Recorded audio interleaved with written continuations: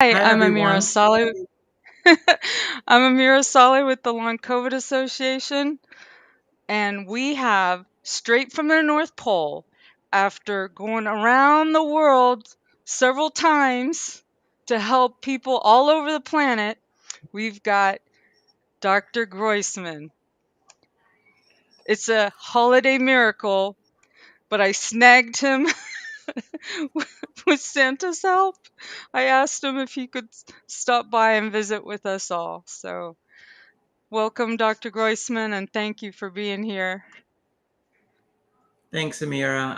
And welcome everyone. Merry Christmas to those who celebrate. And hello. We mainly wanted to do this for people who don't have anybody else to spend Christmas with. Long COVID really does isolate and alienate you from family, from friends, from coworkers. It's very hard to get people to understand because a lot of times it's not something you wear. Um, Mm. and we wanted to let you know that you're not alone, and we're here for you. I wanted to say hi to a few folks that have just joined the chat. Sarah from Morocco, Michelle, welcome, and Pat. Welcome to everyone, Yes. and thank you for being here. And I will say, how you say it? Joie.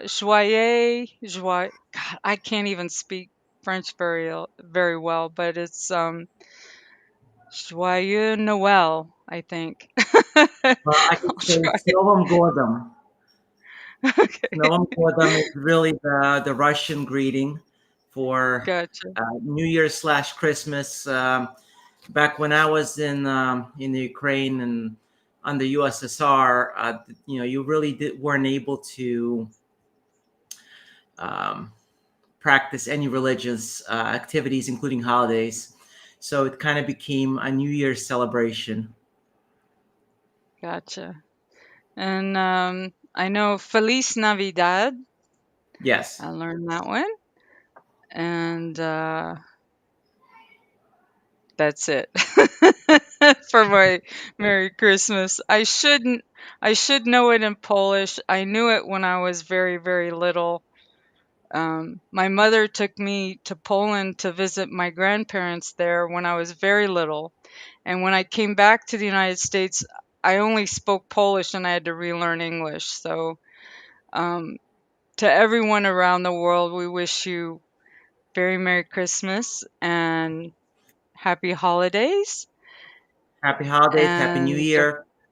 And yeah, English is my second language. yeah. I would never have known. I would have never known. Well, I've been here since I was young, but not young Yeah, enough I still remember everything from Russia and Ukraine. Well, at that's one point awesome. it was one country. Now it's separate, obviously, and they're not getting Yeah, along. gotcha. Oh, So we so can talk about anything you guys want, or we could just chit chat, whatever you want. I downloaded some very old video of my oldest son, Bobby, and I doing a cooking tutorial. It's like, maybe in 30-second increments. There's 10 increments, so it might be 3 minutes long in total, but I'm not sure how to share it. Do you know how to share it, Dr. G, in this Sharing app to share a screen? your um,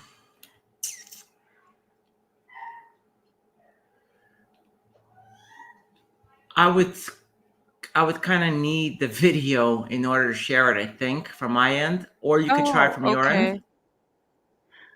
Okay. It It's says on the plus sign. I can upload and see if that'll work. How Um, long is it? it's less than it's like 3 minutes or so. Okay. But if you want to chat while I pull it together. I downloaded there are like 10 segments that last 30 seconds to 1 minute tops. And Yeah, no some of the worries. things he some of the things he mentions, you can probably guess what symptoms he was experiencing. So we'll do that as like also like a little bit of a quiz, or you know, see if anyone can Sure, sure. guess it. And let me see here. See if we can actually, if it allows us. I guess it doesn't allow us to show video. I downloaded the video clips. You can email them to me. Sure, I'll go ahead and do that. Um, Let me go ahead and do that while we think of take a look at some of the clips. I'm sorry, the chat here. You If you switched want over to go through the to, chat if you want to go through some of the chat while I I email you those clips, that would be great. yeah, give me one Okay, second here. sure.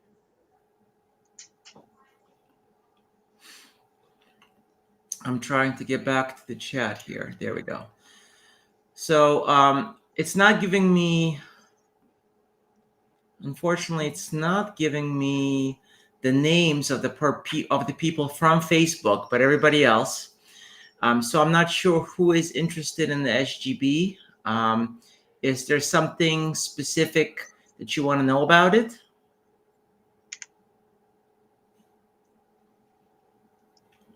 Since I don't know who it is, I can't really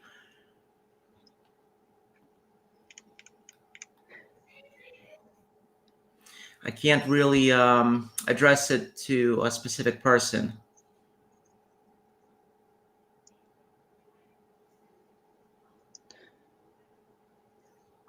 Maybe let folks know who are joining in for the first time what SGB is.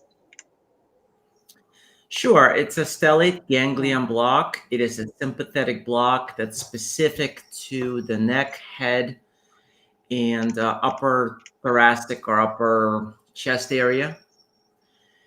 We have other sympathetic nodes in our bodies or sympathetic ganglia, but the one that we're interested specifically for long COVID is the stellate ganglion. And the main reason is because there's communication between the stellate ganglion and the brain and the rest of the body.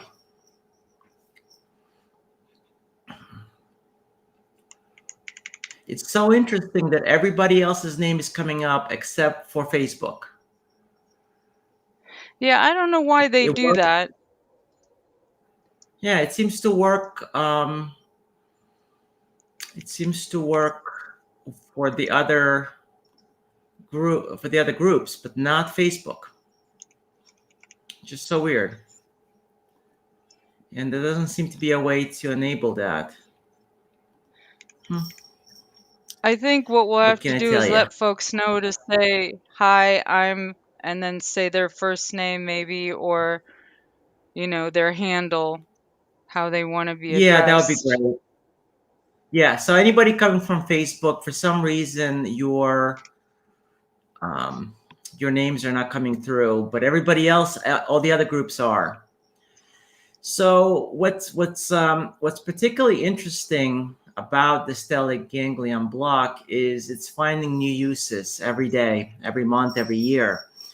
Um, it was actually being used back in the early 1900s, around 1920s, for um, for pain, and someone figured out or discovered during the block that it also treated PTSD and depression. But unfortunately, nobody took notes. And the information got buried in the charts and got lost for about 50 years. And nobody else had done that block since, for until about 50 years later. And when the block was repeated again, they saw that it helped with depression. So depression, PTSD, because these are not mental disorders. These are actually physical disorders. They manifest mentally, but they actually occur physically. There's an issue with the autonomic nervous system and the way it communicates with your brain, and it actually goes to the areas where emotion and the way you feel live. So that time in the 50s or late 50s, early 60s, they actually did write it down. And it wasn't really until the 1990s when um, Stellate Ganglion Block was starting to be used for PTSD. There were other things that it was used for. These are all sympathetically mediated conditions. So hot flashes, that's a big one. You don't find a ton of publications on it, but there's a couple of papers on it. And as I said, PTSD, depression, anxiety, and lately it's been treating long COVID and the dysautonomia that's associated with long COVID. And as a pleasant little surprise, it seems to also work for parosmia and anosmia and fatigue as well. For So those that don't know what Parosmia and Anosmia are, go ahead, Dr. G. sure. So let's go over the terminology, I guess. So Yeah. we're talking about smell only here right now. So parosmia just means abnormal smell. It doesn't mean unpleasant or pleasant. It just means abnormal. What something's supposed to smell like to you normally is not the way it smells to you now. Anosmia means no smell. I mean, you have um, no sense of smell at all. And then there's hyposmia, which is somewhat normal quality of smell, but the volume is down. So your perception of smell is severely decreased. And then we have the taste that's associated with. Now, about 70 to 90% of our taste is actually coming from our nose. And you know this when you have a cold or you have a stuffy nose. Things don't quite taste the same. They taste muted or slightly different. So a lot of what we taste, what we perceive as taste, is actually coming from smell. And as you chew, these volatile compounds um, rise up and go into your nose, and your brain integrates the two together, and that's how you have the complex taste that we have. So as far as taste goes, we have ageusia, which is no taste. We have dysgeusia, which is abnormal taste. That's the one that people usually complain about and have problems with. There's one other thing I missed on the smell part, and that's phantasmia. And that's kind of a little different one. That's you smelling things that are not there. There's nothing there for it to actually cause a smell, but you're still perceiving it, if that makes Yeah, sense. that's happened to me a couple of times in the past where I go, I could have sworn somebody was smoking near me or a dog was near me, a wet dog or something. It was like some smells that there was no reason that I should be smelling that. Everyone else is saying we don't smell a thing, you know. It makes you always wonder about your own reality, you know. Go So ahead. the Sorry. interesting thing about phantasmia, it's not really an abnormality of smell per se. It's more of a olfactory hallucination. It's very similar to visual hallucination, where you would see something not there, or an auditory hallucination, where you would hear something that's not there, including voices. Well, we also have one for olfactory, and that's what it is. It's mainly caused by a brain issue rather than inside your nose. So Gotcha. that's basically the breakdown of smell and taste terminology. And this is, most people think, oh, that can't be a serious symptom, but if you can't smell a fire, if you can't smell the seasoning in the food you're cooking, if you're a chef, these are very life-altering Mm. symptoms. And a lot of people who don't experience long COVID can't comprehend how serious it can be with just even those symptoms, of altered taste and smell. It's one of our safety mechanisms, right, Dr. G, to be able to smell danger, smell something serious. So, um, anyway, let's see. Dana was mentioning her daughter's having all these smell issues since COVID. Let's see. One Facebook user was wondering if they can see the questions. Yes, I'm sorry. For And some reason, it got turned off. I just turned them back on. okay, It should be showing back on now. okay. Let's see. One Mike saying all of these apply.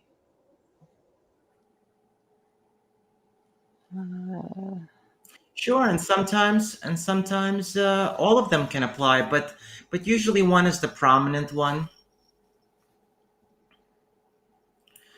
So we know that there's menstrual cycle abnormalities during long COVID.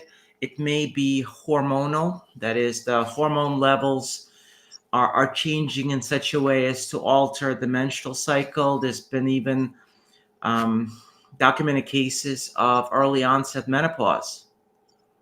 Now, I don't know if that's permanent in somebody who's younger, or if it's going to come back once the long COVID resolves.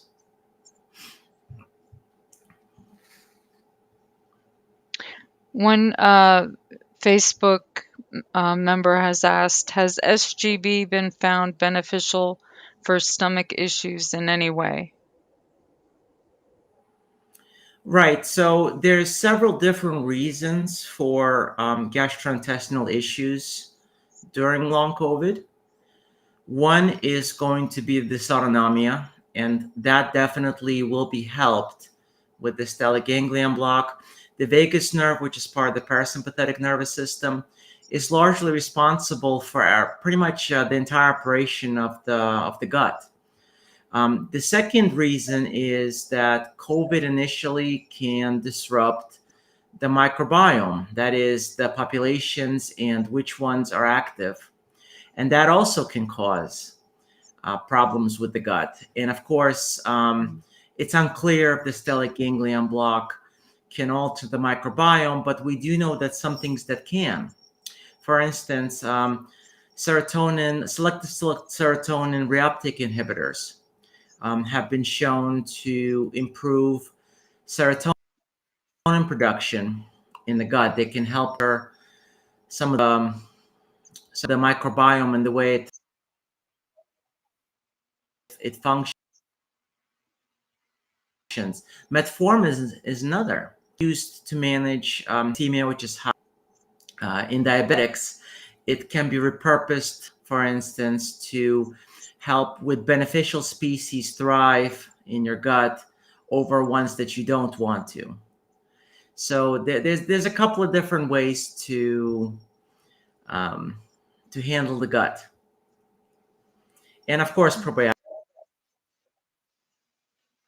and prebiotics. Yeah. Couple of new messages Um, coming in here. yeah. Somebody is asking How where else you can effective is participate SGB? besides Facebook.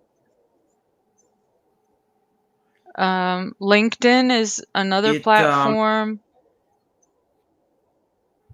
and also Twitter. At least you can I look on posted to those three. covidinstitute.org, either in the Yeah. header or the footer, and all of the social media sites are listed there.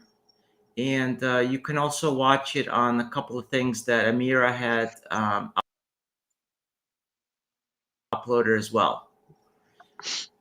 If you go to the Twitter or x.com/at Long COVID Assoc, or the LinkedIn .com/ Long COVID How's your Association. internet, I believe, Amira? or no, You're wait, kind of breaking up. yeah, I'm breaking up. Okay, my internet is upped in speed. The building was upgraded, so it should be better.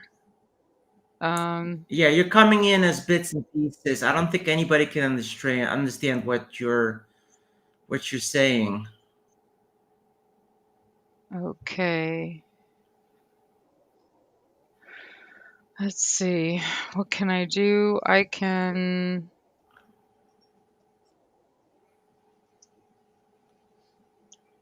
I'm hearing every other word or every other syllable. You know what? Maybe I'll change So the audio. now it's good. I'll be. Now it's good. Whatever you just did is better. I dropped the resolution People want to to know what to do half about parosmia. the standard.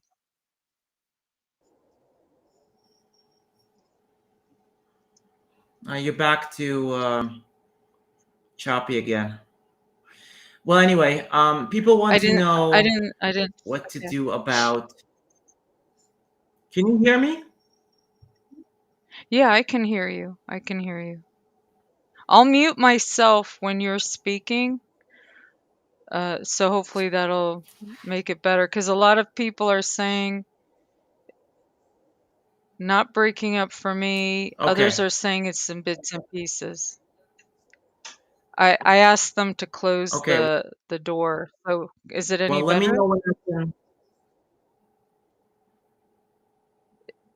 Is it any better? All right. Can I answer the question about the parosmia?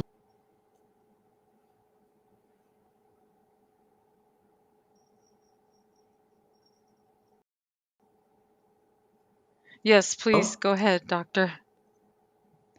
You can't hear me at all? Oh, one person said, So a I few think, people have.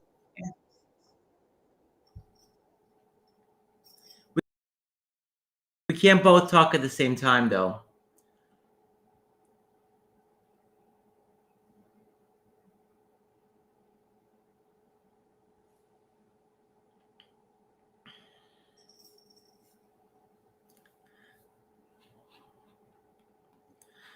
A few people. A few people have asked. Okay, well, my internet is what it is. I'm not at the office where I have a nice fiber optic cable and don't have any issues. I'm upstairs in my office, and it's Wi-Fi based, so that's kind of what I got. If you want me to stop, I can stop it.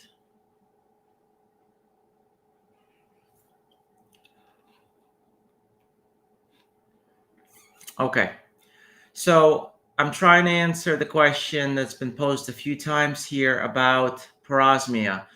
So earlier is better.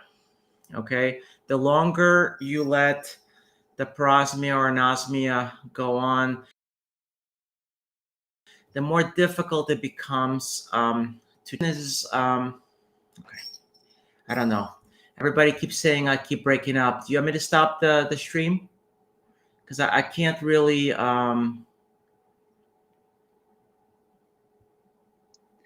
maybe you can come out and come back in, and I'll wait. Sometimes that helps it, or if you have extra windows open, um, to maybe close those. Yeah.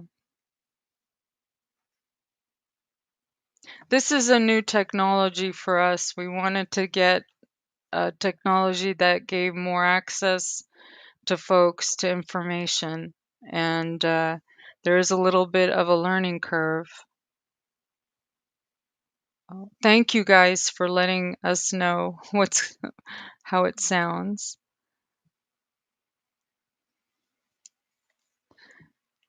So we'll wait for Dr. G to come back in and out. In the meantime, I'm going to sing Jingle Bells. No, only if you guys want me to. Let's see. I won't do that to you. My kids told me that I sounded really good when they were little. And now they're like, Mom, no, no, no. So let's see if have you all followed Dr. Groysman in his Facebook group? There's a lot of good information in there, and be sure to follow him on all his social media. He's very active in the Facebook group. Jingle bells, jingle all the Okay. way. Oh, what Any better? fun it is. Yeah, yeah, you sound good. All right, I just moved the router a bit. See if that helps. Okay. So going back to parosmia, the longer you have it, the more resistant it's going to be to treatment. And that's because your body is getting used to this as the new normal. It's called neuroplasticity. And even though it's abnormal, your body now thinks it's normal. Okay. So earlier the better. The number one treatment for parosmia, I feel, is the stellate ganglion block. And it's not because I do it, it's just because of it's what works. And there's other ones like vagus nerve stimulation, as an example. Again, because for some reason it's related to dysautonomia. And there's a couple of other treatments that you can try, such as nicotine patch. That also works via the dysautonomia pathway. And there's been a couple other isolated successes with medications such as oxytocin or theophylline. These would be nasally delivered, like through a nasal spray. So it doesn't mean that if you've had it for 3 years or 3.5 years, it's not going to get better. It just means that it may be more resistant, and you may need more than one treatment or more than one set of treatments before it gets better. And there's a chance that it may revert back to the old way. Again, because it's kind of like a snapping rubber band.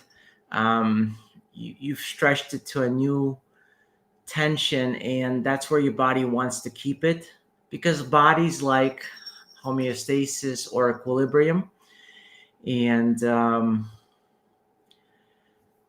it may want to go back to the old way.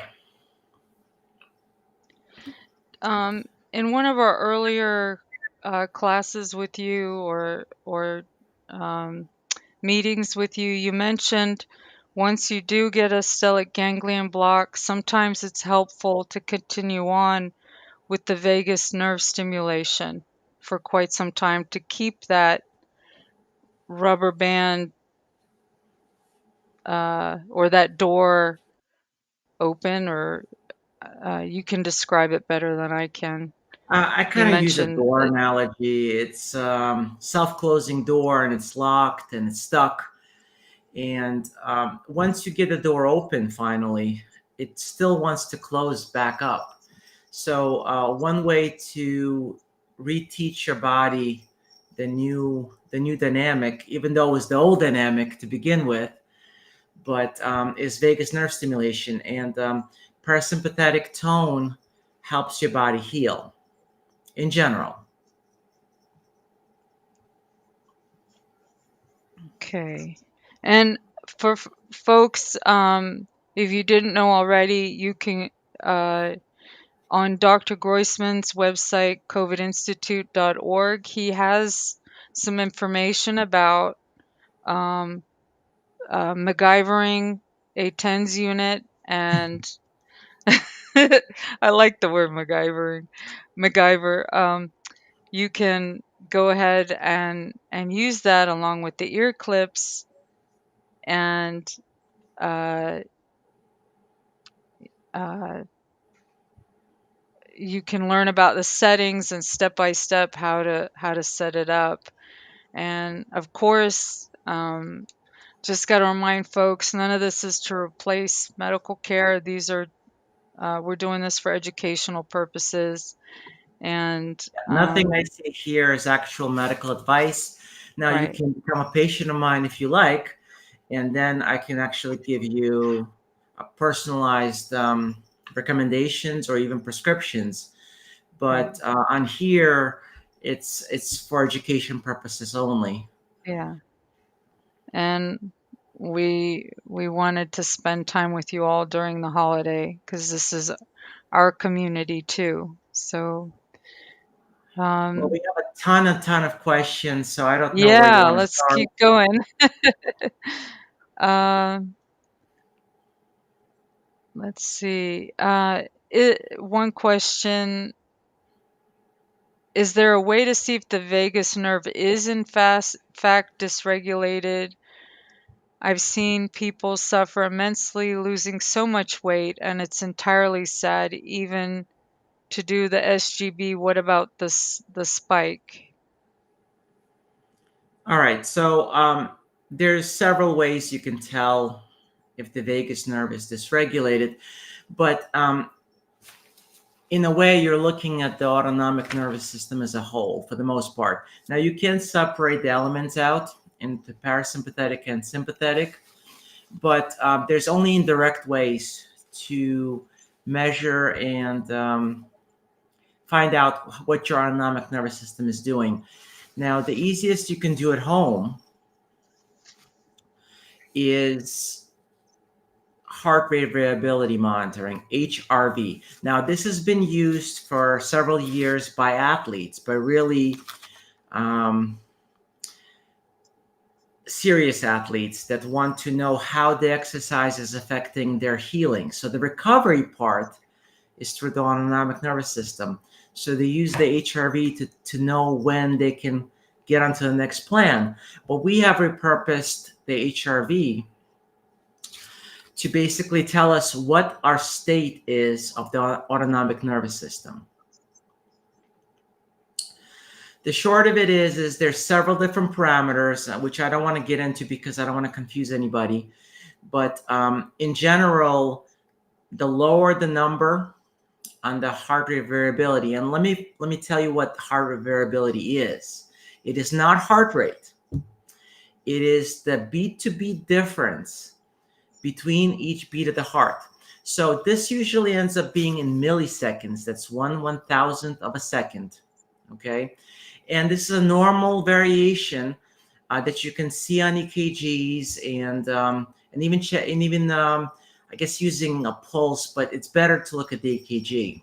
It's some kind of a gold standard, and it varies with your mood. It varies with how tired you are. It varies if you've eaten, and it varies with each breath you take. So what's interesting is that the higher the number, that is, the more difference there is between beats, the more active your parasympathetic nervous system is, and it also speaks to the health of the autonomic nervous system. The lower the number, the more the sympathetic is in charge, and the less healthy your your autonomic nervous system is. So that's something you can measure at home.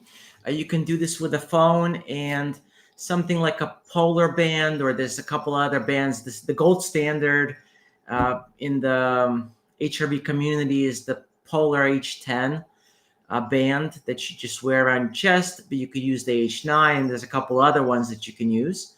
You can also use something like this. I have a ring. It's called a Ring-Con, and it's on 24/7, and it lets me monitor a lot of different things, parameters for my body, basically around the clock. You can also use your iWatch. Okay, it's not as accurate, but for our purposes, maybe okay. And I'm sure you can configure many different standalone units that work. Just try to find something that doesn't just use red light. You want something that also uses green. It tends to be more accurate.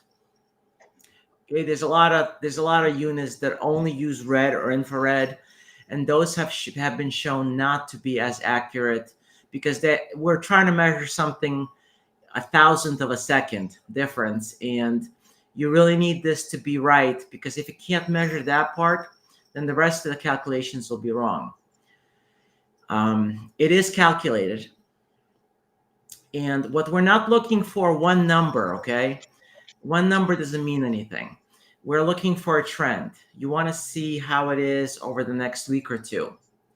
The measurement usually takes a minute or two to calculate and then figure out what your HRV status is.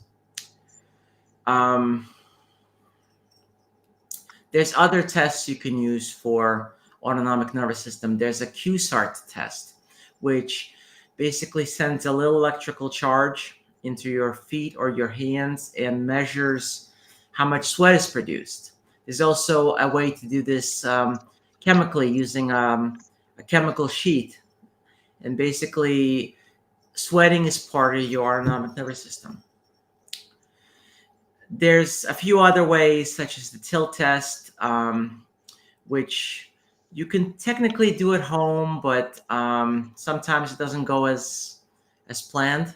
I've heard people passing out from it or worse. Uh-oh. So if you have POTS already, you pretty much know you have dysautonomia. Okay.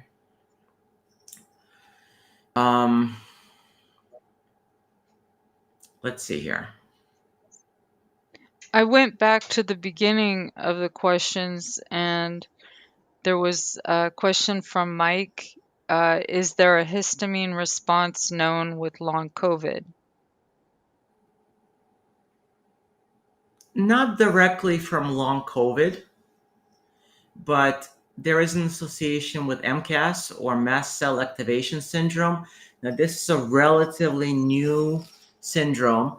Most docs know what mastocytosis is. That's what we learned in med school, and I guess if you went into hematology, you would know about it going on. But MCAS is relatively new. It's under 20 years old. And the big difference between mastocytosis and MCAS is mastocytosis, you see an increase in mast cells, whereas in MCAS, you don't. What's happening in MCAS is that your mast cells are degranulating, which means they're releasing their contents at appropriate times. Not when your body needs to fight a pathogen, but from a trigger. Anything from food to stress can cause a release of the contents from the mast cells. Histamine is one component. So inherently, you don't have a histamine issue, but indirectly you may have, because as outside of MCAS, there's also histamine intolerance syndromes. And one place that this can happen is at the mitochondrial level, where you're not breaking down the histamine fast enough or at all. And you may be taking in too much histamine. For instance, Food that's been sitting around for any period of time tends to accumulate in histamine, and that's because there's bacteria and things in the food that can turn an amino acid called histidine into histamine, as an example. Mm, So the longer the food sits around, the higher the histamine content.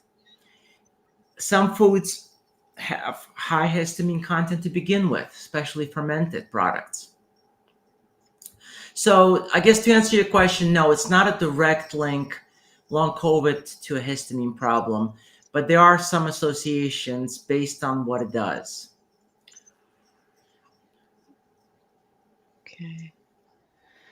But we've seen a pattern with a lot of folks who have long COVID. A lot of them have MCAS symptoms as and because of the some of the changes or the inflammation in the gut and some of the gut microbiome uh, dysregulation or changes to the gut microbiome, you see folks having more frequency, or not frequency, but an increase. It doesn't even have to be an increase. They're seeing allergies to things they weren't allergic to before. They're having some malabsorption issues and malnutrition issues, and with that, some things that they are reacting to that they didn't before, with an allergic response, hypersensitivity response. And that's one key thing uh, to talk with your doctor. And by the way, Dr. Groysman does treat patients globally around the world. He can have it's by telehealth in over 200 languages now, Dr. G. I The was like making sure.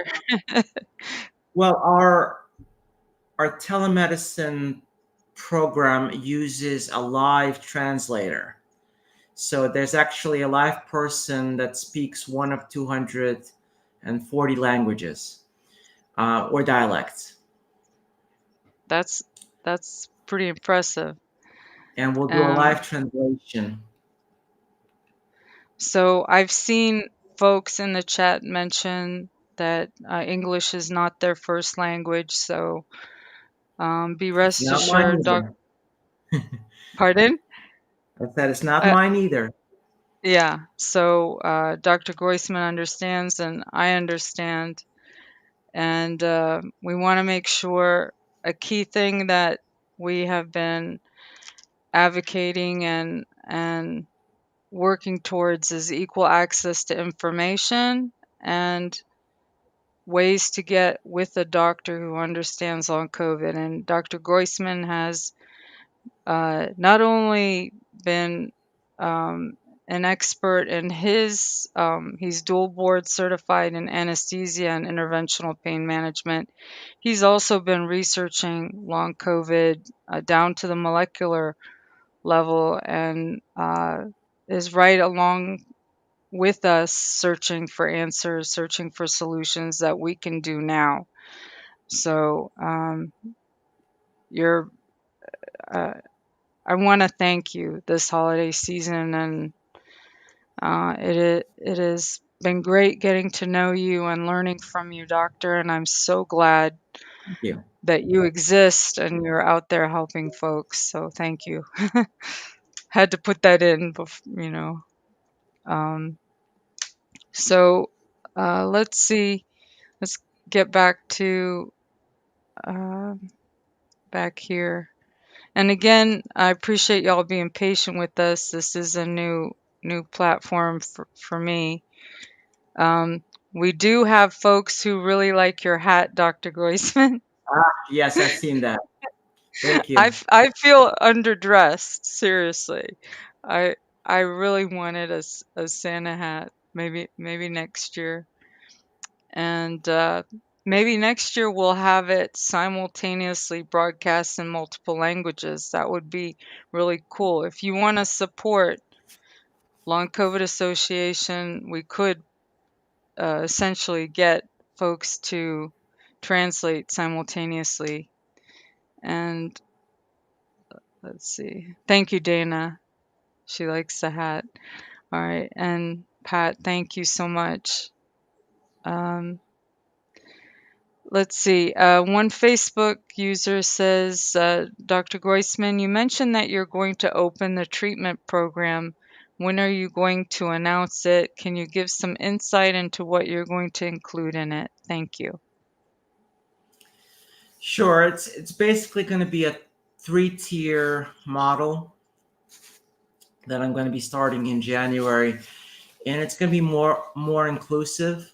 In other words, for people who are local or who want to come and see me, it's not going to just include a stellate ganglion block, but it's also going to include review of any labs, ordering of new labs, doing an ANS test that we have in house, and having a personalized binder of all the information that my recommendations will entail.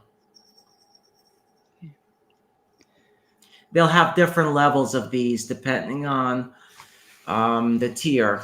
So the higher tiers will have more access to me. So you'll be able to reach me multiple times through telemedicine. Whereas the earlier levels will have less access.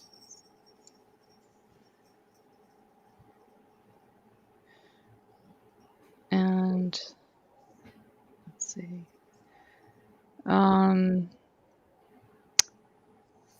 One person, Ayla asks, what's the best way to support her husband with parosmia? Well, I've addressed the parosmia already, Yeah. basically, and the possible treatments with POTS. I know a few people asked about POTS. I've treated many patients with POTS, which is postural orthostatic tachycardia syndrome. Mm-hmm. What that really means is there's orthostatic intolerance, and I'll explain what that is. But basically, the most of the core of POTS is the orthostasis. So there's obviously many other symptoms that look like and work similar to chronic fatigue syndrome or long COVID, but the prominent one is the orthostasis. So what does that mean? That means that when you're going from a flat horizontal position, such as laying in bed, to a fully standing position. So normally what's supposed to happen is your heart rate will increase temporarily for a very short time, and your blood vessels in your legs and your abdominal area will constrict to force that extra blood that's now fighting against gravity back to the heart. But with POTS, that system is either delayed or doesn't work well, and you can either pass out or feel dizzy or feel vertigo. And sorry, I'm just seeing all the text popping up and it's a little distracting. Yeah. The major response is going to be in the heart rate. So not only is the heart rate going to increase, but it's going to really increase, and it's going to stay increased because the blood vessels in your legs are not contracting well. So there's a secondary condition called orthostatic hypotension, and that's when even with the heart rate increase, your blood pressure can't be maintained and you pass out. Okay, that's a bit more serious than just POTS. So let's talk about POTS and stellate ganglion block. I've treated many patients with POTS, with a stellate ganglion block, but what I found is there's a small percentage of people with POTS that have a temporary increase either in the fatigue, the dizziness, or the brain fog. That happens. It has to do with how long they've had the POTS. and how serious it is. Now, many people do just fine. In fact, all their symptoms go away and they stay away. Other times, some of the symptoms can come back that are related to the POTS, but it's a delayed response. You kind of have to wait until the fatigue or the dizziness or the brain fog resolve again to see where you stand. Because sometimes it looks like it didn't work, but if you give it a little bit of time, it has worked. There's other ways to treat POTS. You can treat it symptomatically, which is something that just about every doctor knows. You increase the fluid volume, so you increase blood volume. That means you increase how much fluids you take in, and you have to increase your salt intake. Things like compression garments. Basically, the lower half of the body is compressed, and therefore the blood volume is pushed up to where it's needed when you're standing. And there's several medications that can be used. One is a beta blocker. There's several that can be used basically to slow your heart rate down, but there's a side effect to that because some of them can cause depression, and some of them can prevent you from exercising or doing anything that would normally raise your blood rate. There's a medicine called midodrine, which is a vasoconstrictor, basically constricting the blood vessels, ideally in your legs. And there's another medication that's called Corlinor, and it decreases the heart rate in a different way. It doesn't decrease the force of the heartbeat. So there's a couple of different ways to manage it symptomatically. Um, so people who are asking about, with POTS, I think it's fairly safe to do stellate ganglion block with POTS, but you do have to understand there's a small risk there. And I haven't figured out yet um, who gets this reaction, who doesn't, because I have treated many who have not had any issues with their POTS. It just resolves, and that's it. Um, I wanted to also mention when you see patients, you're treating them comprehensively, not just doing one treatment, but you're looking at all their functions. People should remember it's like a patient-centric thing for a multi-system chronic post-viral I like condition, to. right?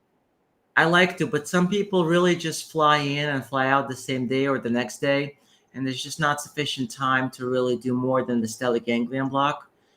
Um, if people are interested and they want to stay a couple of days, then yes, we could do more of a workup and discuss other options. Yeah. Um, and obviously, They local would people. they would Yeah, they would get a lot out of that. And also you have those special IV fluids Well, for IV to fluids help get is another way to increase your blood volume, which is kind of right. what But our goal is. nutrients for the ones that have the gut issues you mentioned before.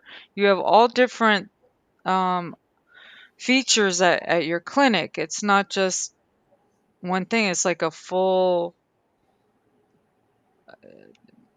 people should get excited. They don't have to run to 5 different places. You can get comprehensive treatment and take the time because Dr. Groysman really knows almost everything about long COVID and knows how to strategize. So your best now, I'm not a doctor, but I'm a scientist, and I like the way he approaches solving problems systematically, methodically, and looking at the whole person. Now, one last thing about Alia, she mentioned how to support her husband. The key thing we always remember from an emotional thing, from a family type thing, is to always believe the person who has long COVID that they are feeling what they're feeling, because a lot of times they a lot of people in society aren't believing that because like Dr. Groysman said, it looks like an invisible illness unless you're laying horizontal and can't get up out of bed. A lot of people um, don't always show it every minute, but they are suffering inside.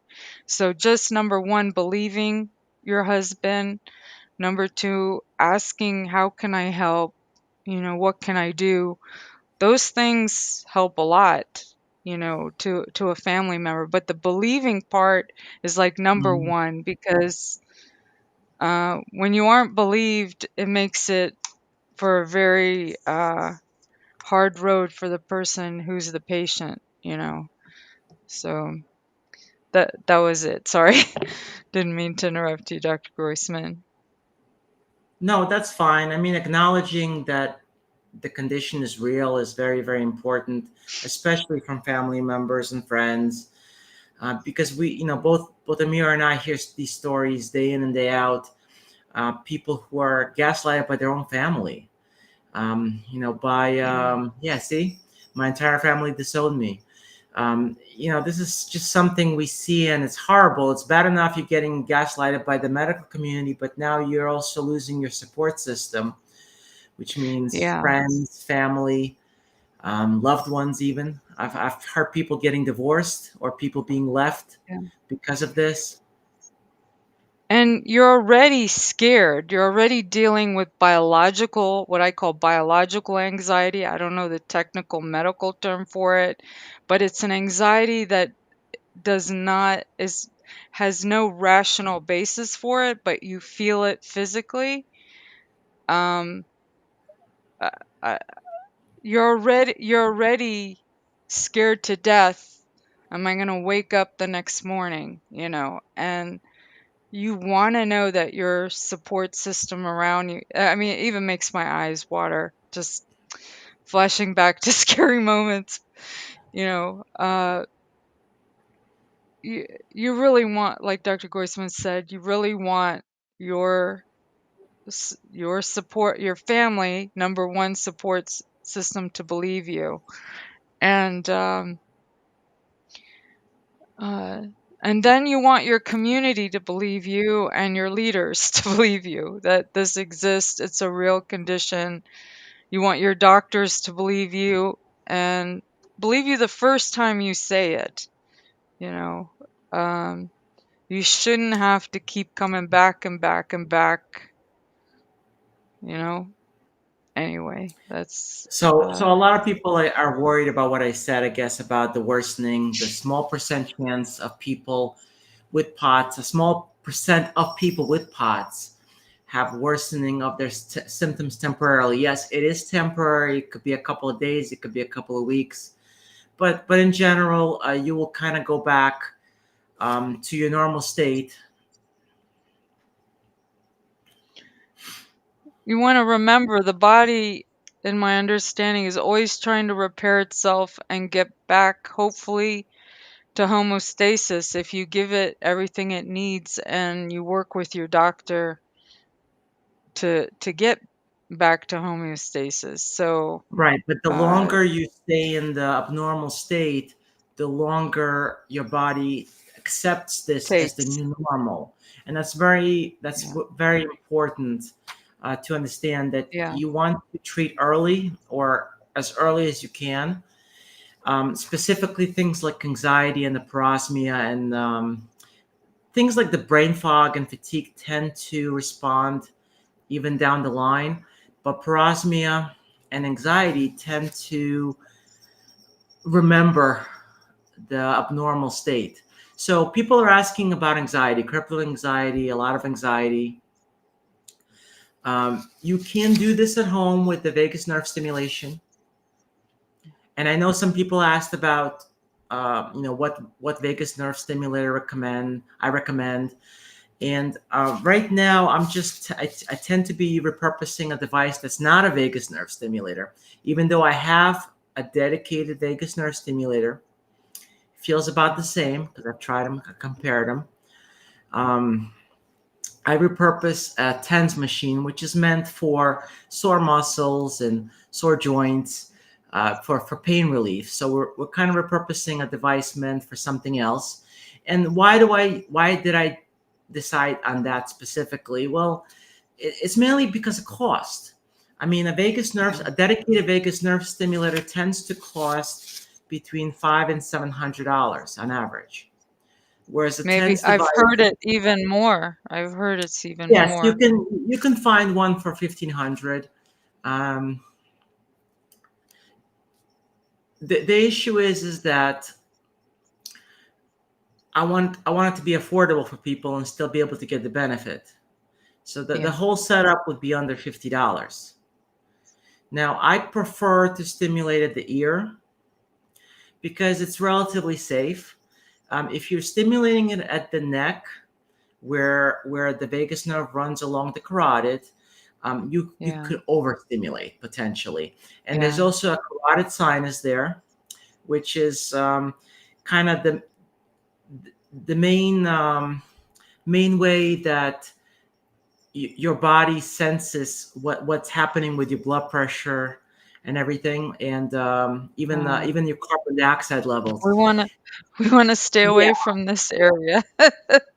Yeah, I mean, look, if you're going into atrial fibrillation, you were probably taught to do a vagus maneuver, a vagal maneuver, and one thing is dunking your face into a bucket of ice water, or massaging your neck, but that's not without risk, because number one, you can let loose a small clot or a small atherosclerotic plaque now that has a kind of free ride up to your brain, and you can get a stroke.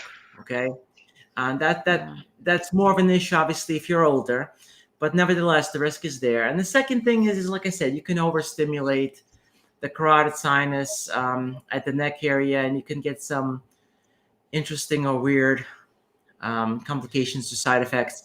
So I don't recommend And stimulating it at the neck. keep this equipment away from children because they will play with the dials and mess it up, or they could, try it on themselves. Or the next time when you're tired, you think your settings are the way they are, you'll get a big jolt, right? I'm If spec you're not going to electrocute yourself, even though it feels like it, it's going to be very Yeah, uncomfortable if you have the setting very high, yeah, because again, this device is meant to be used to stimulate muscles. right. Um, there's devices out there that I think are more in the pseudoscience category. They claim to stimulate the vagus nerve, but you're not going to stimulate a vagus nerve through a necklace or through a Oh, ring or through a bracelet. Okay, you're also mhm, and there's many reasons for that, but you need good contact with your skin, and right. something that's flopping around or jangling on your neck is just not going to work. Um, We'll so have to have another episode just about these things that you've discovered and have seen, or people can send us links to Dr. G, what do you think of this thing? And we could do a whole episode just on those. yeah, no, I get it. Look, there's a lot of Yeah, gimmicks out there, but that's all they are. They're gimmicks.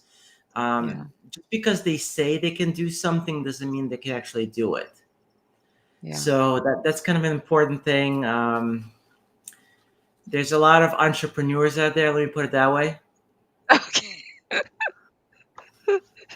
That's a nice way to put it. Yeah. Oh my goodness. Um,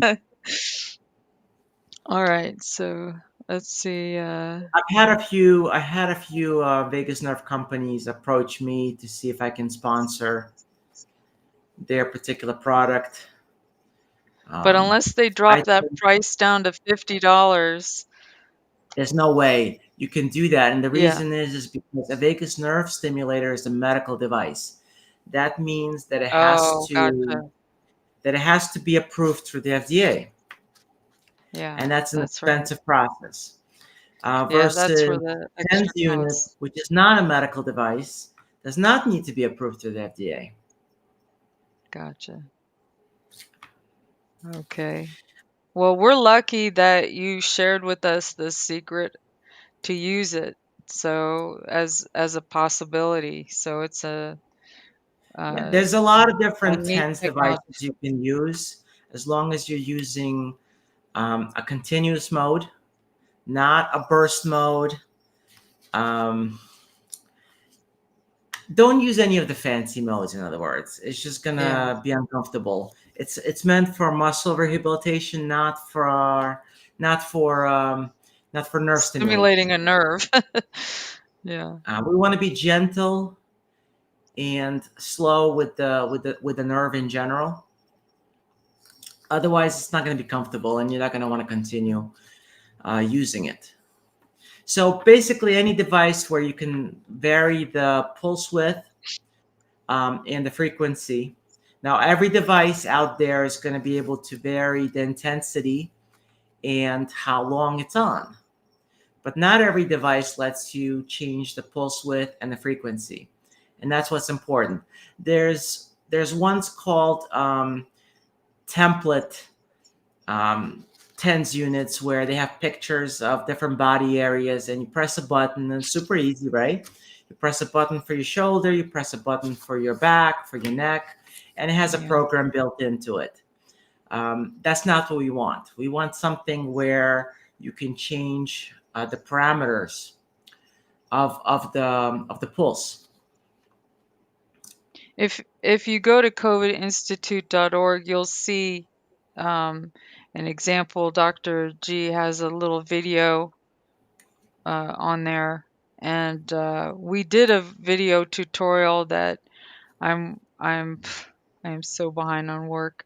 I need to upload it. Maybe that'll be my holiday present for the new year to get it loaded on the website because it has a lot of great information in there, and almost every question you can think of, Dr. G answered it.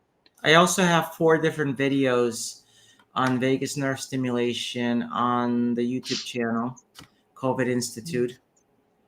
So And you can get to all these links from covidinstitute.org, all the links to yeah, the they're in social the media. header and they're also in the footer of Yeah. every single page. Yeah. Do I think do I think that the SGB, well, not SGB, hold on. Um, Somebody's asking about from Facebook about swallowing.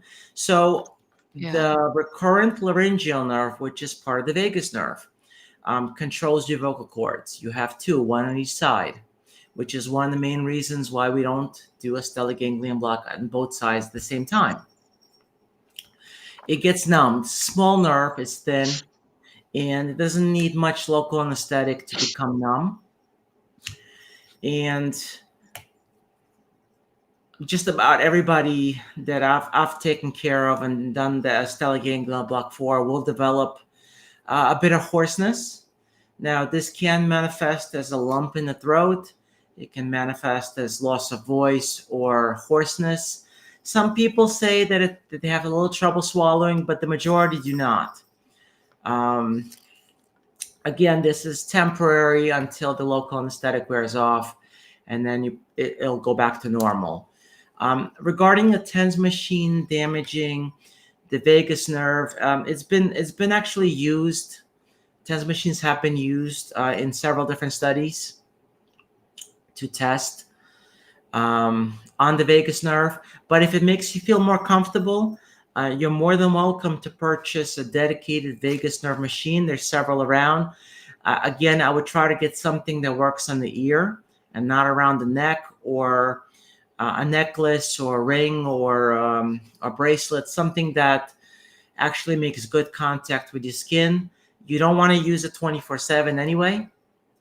Um, so it's going to be used between 30 and 60 minutes a day. Um,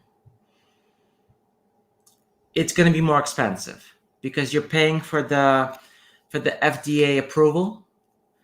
I don't know if it's necessarily any safer. It really depends on how it's used. I mean, any device can be used inappropriately or incorrectly, and you can do damage with both. So, if you're more comfortable using a dedicated vagus nerve stimulator, go for it. I don't like stimulators that stimulate with you holding it like a pen or a stick. I like things to be secured on your body so you can use it for a period of time without you having to think about it. So while you're doing the vagus nerve stimulation, you can watch TV, you can read a newspaper, you can enjoy a cup of coffee. I wouldn't probably jog because it's probably going to fall off. Um, don't take it in the shower with you, and I wouldn't take it for a drive, mainly because some people get very relaxed and sleepy, and we wouldn't want anybody to doze off at the wheel. So, I mean, that's just my preference. And like I said, I have no problem with using a dedicated vagus nerve stimulator, but it's kind of hard to tell somebody, it's going to be a $700 or $1,500 device. Um, Also, especially if it doesn't work, you're more upset about spending that much money on it. But like again, if that's where you want to go, I'm perfectly fine with it. Um, Can you you guys want, keep that door closed? I will check out this group I'm AVA sorry, I was Adventure. trying to tell my family, you know, to keep the door closed to minimize on the background sound. They were Sure, I didn't coming hear in and anything, out. but Okay, sorry. I don't know how far behind we are. But There there I'm was trying some to. someone who mentioned about um, having an alternative way to ask their questions. They for their way to accommodate them, they need to be able to speak. So later, this is a new technology, and we'll figure out a way to add in another function if possible where you can speak your questions to the doctor. I can I technically think add a source, so um, we can bring in the source like from Zoom or something if you wanted yeah, to. But I didn't have a I have chance no to test idea. that out, but that could be for the next time we get together. And then there's a question about dysbiosis. I've tried everything under the sun. Can SGB help with that? I've tried prebiotics, probiotics, tons of supplements, change of diet, antihistamines. Yes, That's a what they consult. said. If you do a consult with me, for instance, somebody's asking, and I'll get to your question here in a second. If you want to do a Mhm. consult with me, it's a one-on-one. That means you have my full undivided attention during the course of the consult. So yes, that's an alternative um, to getting your questions answered, my recommendations and treatment options. Regarding dysbiosis, it's really the order. So if you have an abnormal microbiome profile, and you may need to do a stool test for it, basically to analyze what your microbiome is doing. And you happen to feed it a nice big lunch of prebiotics, well, Thank you. the bad bacteria may thank you for it, and you may have more bloating and more symptoms, but it doesn't really treat the microbiome. So you have to have the right order. So do you have an abnormal makeup of your microbiome or not? Are you missing certain strains in your microbiome? That's important. For instance, um, in long COVID, we know that there's a significant decrease, significant in bifida lactobacillus, in the important species that basically make a lot of the vitamin and neurotransmitters in our gut that our body uses to communicate with, kind of going back again to the brain, gut-brain axis. It's a two-way communication. It's not like the brain just tells the gut what to do and the gut does it. The gut has a mind of its own, and it does. And it's not our own mind. It's actually the microbiome, which is a unique profile of billions and billions of different bacteria and viruses and even yeasts that communicate. Now, they don't cause any damage to us. They don't cause any problems, and they have a very delicate balance. It's kind of like little neighborhoods they form, and if one of the neighborhood gets wiped out, somebody else will move in. And sometimes it's not somebody who we want. Sometimes it is the good bacteria, but it's too much of it. They have to be in proportion to each other. And what's interesting is that the majority of the neurotransmitters in our body, not our brain, but in our body, come from the gut. And we're still discovering everything that the microbiome does for us. And we realize that they're just not just sitting there and enjoying the scraps of food that are thrown their way. They actually participate.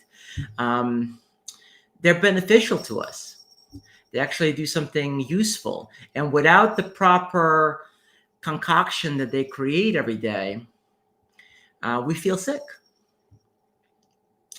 So getting to the bottom of kind of what's going on with your gut, focusing on the lactobacillus species and the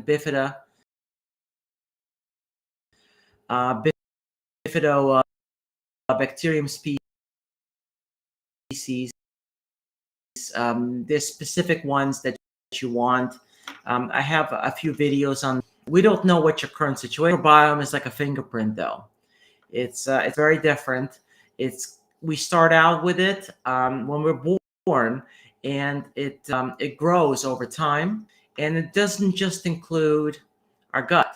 It includes the vaginal space. It includes our hair, our eyebrows, inside our mouth, inside our nose, even on our skin. Every square inch of our skin is occupied by a microbiome, and they have little neighborhoods.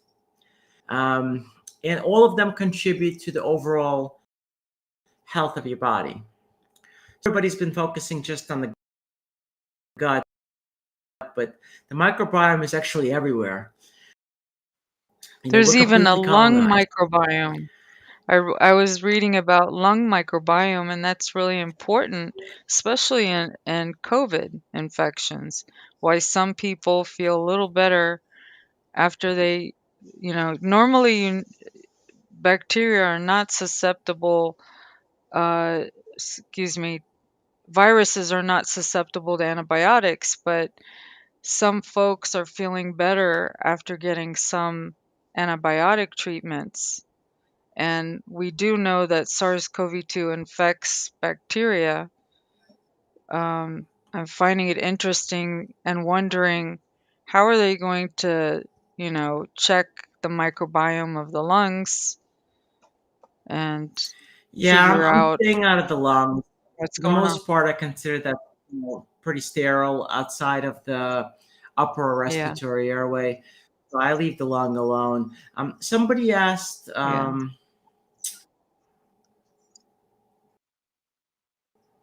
Can your sorry, I lost my. microbiome be causing the vagus nerve issues? Yes, it can, Yeah. because it communicates with your brain through the vagus nerve. It also sends out neurochemicals into the bloodstream, but the majority of it happens through the vagus nerve. In fact, there's an alternate theory in how SSRIs work. Um, in the past, everybody thought it's in the brain. And it gets bloodstream and goes into your brain, increases serotonin in the brain. But an alternate theory is looking at increasing the peripheral serotonin in your gut, traveling through the vagus nerve into the brain. So, Mm. we'll see which one's right, but there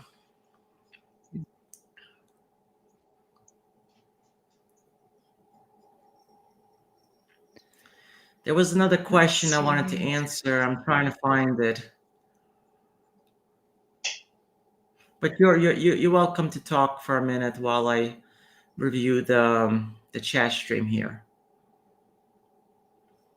Yeah, I do want to reiterate how important the gut health and the gut tissue and gut microbiome health is to towards and mitigating your symptoms and towards recovery.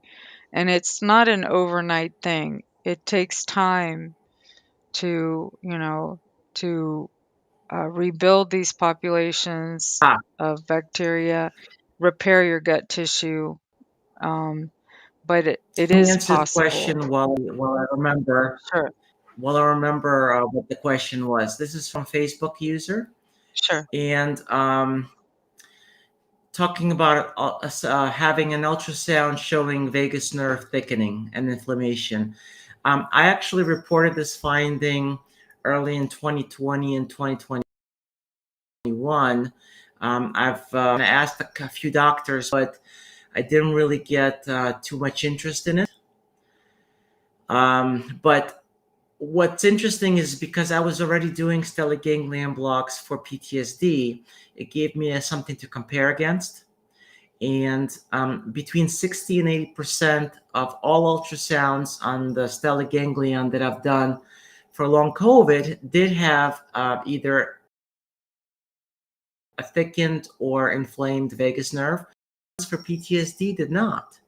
I think it is a significant finding, and it is suggestive that the vagus nerve during the initial infection. Um, I don't know if it reverses itself over time or not, but it definitely causes a vagus nervous system dysfunction, which is why I think these two treatments work so well. The vagus nerve stimulation and the stellate ganglion block, they're opposite ends of the same coin, or two members on a seesaw. So yes, I've seen that. I tried to report it. Um, Somebody's talking about barbecue from Facebook, and it not being healthy. The main issue with barbecue, or more particularly smoking food. Now, it tastes great. Don't get me wrong. I love smoked food. I love barbecue food. And I'm not Yeah. telling you not to eat these types of foods, but the issue with them is they get to be full of oxidized substances, nitrates, and reactive oxygen species can be in there as well. So it's basically you're introducing something that can cause oxidation issues for you. If the benefit of eating the food because it tastes great outweighs the risk, then I would continue doing it. Otherwise, you may want to take some pause. Wouldn't like lower temperature barbecue, like low and slow roasted, be better than char burning? It's really the method. The part that gives it the Gotcha. flavor is also what's introducing some of these compounds into the food that Ah, that may have some risk associated with it. Now, eating it once in a while is not gonna technically be harmful. It's all relative, okay? If you smoked one cigarette in your lifetime, somebody asked me this in the Facebook group, you know the harm is minimal. Now, if you're mm, smoking, 2 packs a day, now you got a problem. If you're eating barbecue yeah, and smoked foods every single day, 24/7, then yeah, you're gonna have a that's problem. yeah, No yeah. matter how good it tastes. No, But you how have to understand delicious it is. that it's a cumulative effect. Yeah, It's a cumulative effect, and gotcha. every little bit makes a difference. But by itself, it's very small. And it's the same thing for like roasted, like grilled vegetables as No, well, or roasting is fine. Roasting is fine. I'm specifically referring to things on an open flame more so so if I versus throw like in a like pan or steam. zucchini on the grill, corn on the grill, that's That's still going still to have it's the the same issue. It still tastes great, and I okay. prefer it over the stuff in the oven or Yeah. the stove. But still, you just have to understand the Yeah. benefit versus risk. That's all. Gotcha. Um,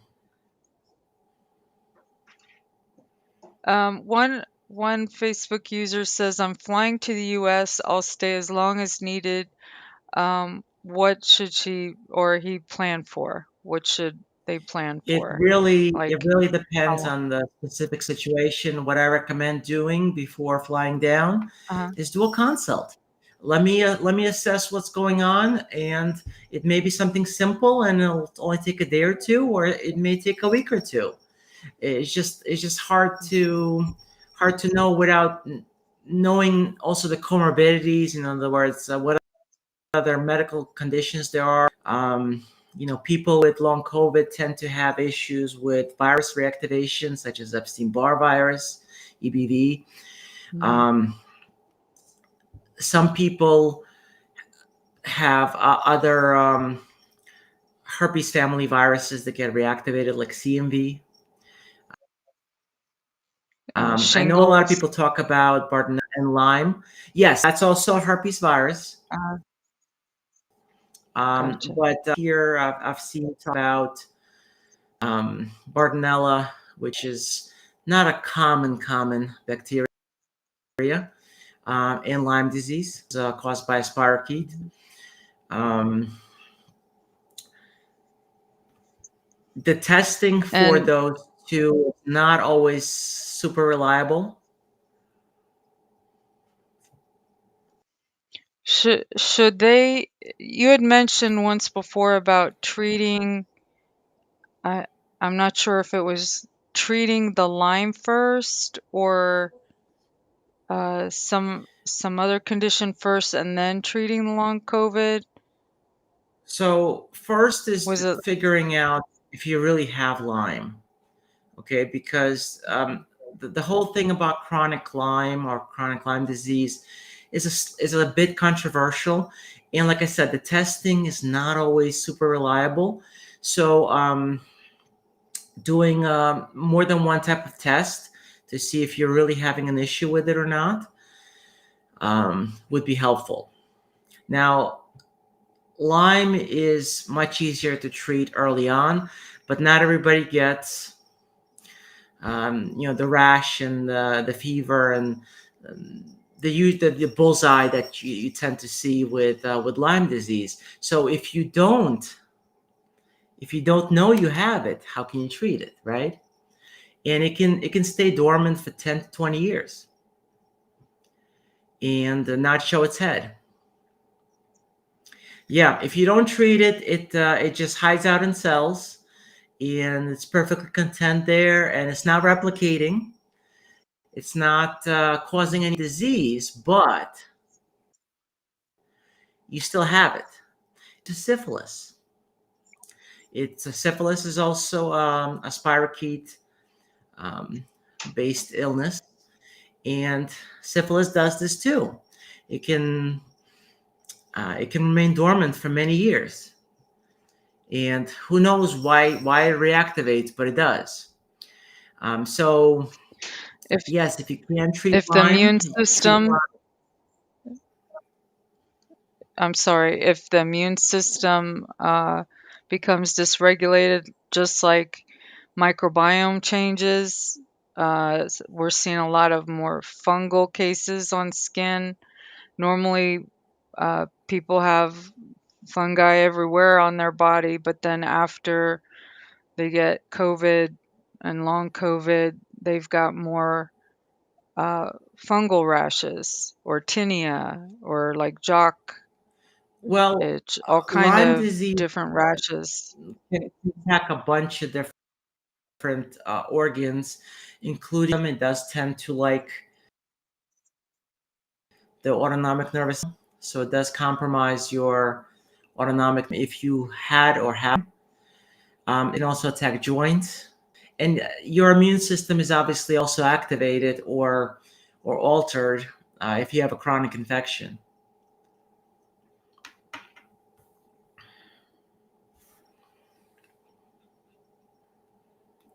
We're getting a lot of thank you, Dr. Groysman.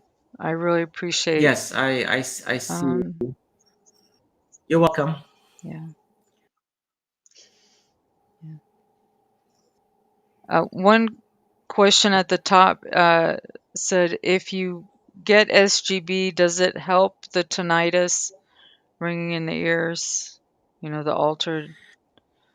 I'm gonna say it's plus or minus, and here's why. I've treated patients mostly as a secondary. Their tinnitus was a secondary issue. They were complaining about something else first. It was either their anxiety or their brain fog, or their fatigue, or the dizziness, or something else, even the parosmia or anosmia. But and they just, by the way, I have tinnitus. It wasn't really bothering them, but it did help. I treated one guy though, and he came to me specifically for the tinnitus. And he happened to have been a musician. And this was incredibly important to him because he couldn't play. I mean, he couldn't play his instrument, and um, it helped.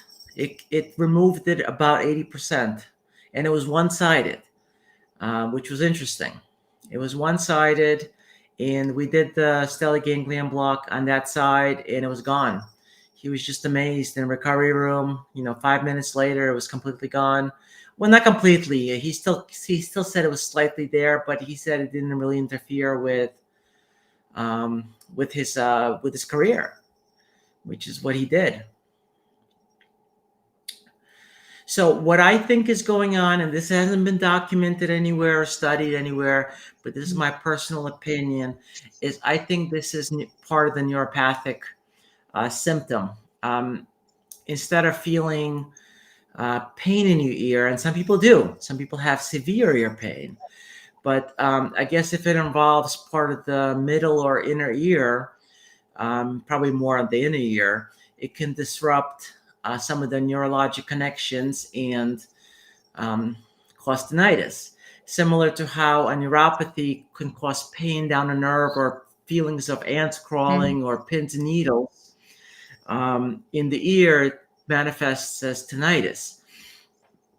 That's what I think is going on. There's plenty of evidence of neuropathic changes everywhere in the body. Some people call them vibrations. Some people feel it as pain, and it's painful. Small fiber neuropathy has been kind of a landmark for with long COVID. They kind of go hand in hand.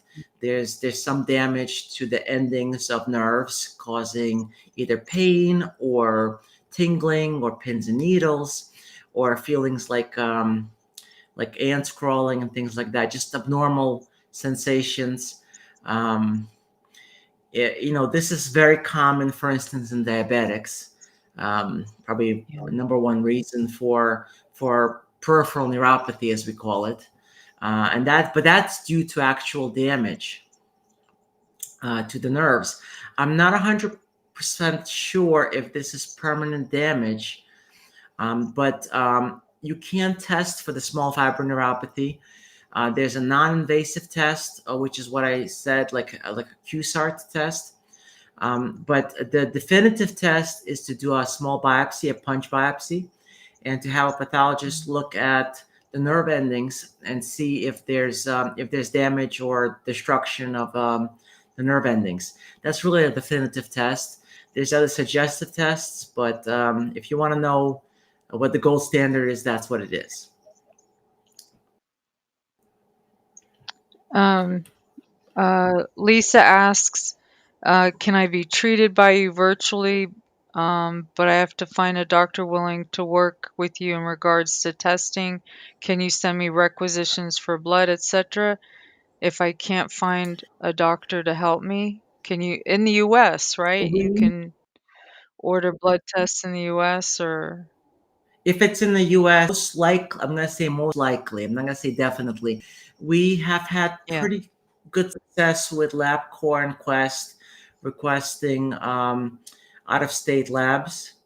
But I can't okay. say if it's going to continue like this or if every single lab is going to be cooperative. Um, uh, so, and I don't know if every state lab is going to be cooperative or not. I'm a little bit concerned Yeah. about New York City, obviously. New York and New Jersey, my old stomping grounds, they weren't exactly very Yeah. friendly to doctors. Um, and one of the reasons I moved to Texas. But I don't know. The answer is I don't know until I do it, and either it's going to be accepted or Yeah. not. I don't know yet every single state that's going to kind of play ball and which ones aren't. Um, some more folks talking about the tinnitus, like manifesting as sounds of cicadas. Yeah, every I mean, I thought I heard somebody hitting a gong near my ears at times, and I would get startled very easily with sounds, and then other times it's just like uh, a water kettle like constantly, and you can't Yeah, escape there's a it. lot So of different you gotta ways that try to like tinnitus. meditate. Uh, there's a lot of different ways tinnitus can present itself. They're all considered tinnitus. Um, Yeah. some are louder than others. They have different sound qualities to them, and I don't think there's anything specific though to one particular sound that that would signify something versus another. However, I do say that even if it's a new onset of tinnitus, you really should get a workup by an ENT or an audiologist just to make sure that we're not missing something else. Mm. Because yes, it's a lot of it is long COVID and a lot of it is new to long COVID. But sometimes we get conditions that have been there or um, are caused by something obvious or something different than long COVID. So it is important Yeah. to rule out preventable or reversible causes first, and that may be something like clogged ear. Just having a lot of earwax in there, or if the eardrum is bulging out, for instance, there's this fluid behind the atrial full. That wouldn't necessarily be from long COVID. And some people Gotcha. have blood vessels that hear a whoosh, whoosh, whoosh because they have a blood vessel or two that are very close to the inner ear area or the middle ear area, and the sound I travels. always wondered. I always wondered what that it sounded like. I was hearing this like pulsing, whooshing sound, and it just blew my mind. Am I gonna burst? A blood vessel is so loud at times. Thank you so much. I always wondered if that was what that could be. Okay, thank you. So Also, Jeremy is asking about. Sarah, I'm Go sorry, ahead. Sarah wanted to know, can she get treatment from Morocco? So, you can do telehealth through uh, through your if you go through In English, that's not a problem. If covidinstitute.org slash she needs to do it in Spanish, we can do that too. I'm sorry for the background noise. Uh, I it scrolled down pretty quick. I do remember she said, can she get treatment from Morocco? And if you go to covidinstitute.org slash, I think it's contact us, there's a form you can fill out, and there's also instructions. You fill out what you may need. Now, the neat thing is Dr. Groysman enabled multiple languages, and he made it available to every available language that was currently available to put in the website. So you can, Yeah, so the before website you can jump be around to any page, translated, the translated. website can be Uh, translated into any language. You could select that from the top right corner. right. You could put it in your own language, and every just about all the content will be translated into your native language. Yes, I can do televisits in up to 240 different dialects and languages, all the common ones that are around, and some very uncommon ones. The way it works is we Yeah. basically hire a live, um, similar to how the United Nations does it. There's a person in between, and you don't hear me, and I don't hear you. We hear the translator. So there's a translator on plus one person or two people, whatever, and it's live translated back and forth. But you do see each other. You do get to see the Yes, patient. yes, yes. We Yeah, see each other. We just don't hear each other because otherwise it's going to be too distracting to have the translator plus everybody else talk. yeah. Now that's high tech. That's very As cool. far And as far as Spanish, we have a native Spanish speaking person in the office. That's that's not a problem. You know, being in Texas, so um, it's awesome. And they have a nutritionist in-house as well. So got um a lot of healthcare opportunities there um, with Dr. Groisman. And my son keeps saying, "Mom, when are we getting to Texas? Take me to Texas." Um, all right, let's see.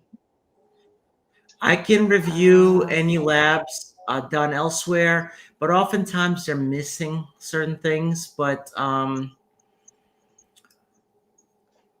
if you need me to review certain labs, yeah, I can do that during a consult. You don't have to repeat labs or have to come to Texas for that. Now, somebody asked a question. uh, Jeremy, I think it Someone was. asked, can SGB? Oh, I'm sorry, I was way down the list. Just a quick question. SGB help with Epstein-Barr virus? No, It's SGB can't alter yeah, an infection, but it can cool down the immune system if it's overactive or underactive. It can help stabilize it. Um, it modulates it. Uh, yeah. I'm trying to find Jeremy's There was question here because I was trying to answer that, okay. but then you went to Sarah. Oh, I'm sorry. I'm sorry. I'm not seeing it right now.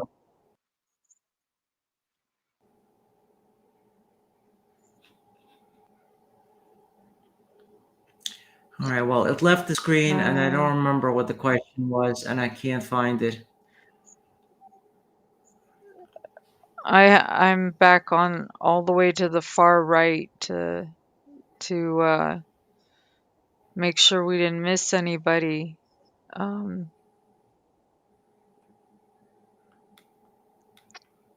let's see. Oh, yes, the reverse T3. So the issue there is I would need to know if you're taking any supplementation, any thyroid medication. Um, reverse T3. reverse T3 is an alternate pathway. Uh, that is not a functional hormone, even though it can bind to the same receptors as regular T3. Um, I haven't really seen a reverse T3 with long COVID. So I recommend um, talking to an ENT and making sure, well, first repeating the labs, of course. Anytime test and everything else is normal, it could be a lab fluke or lab error. So you want to make sure that it wasn't just an error. And if it continues to come back abnormal, then I would do a workup with an ENT.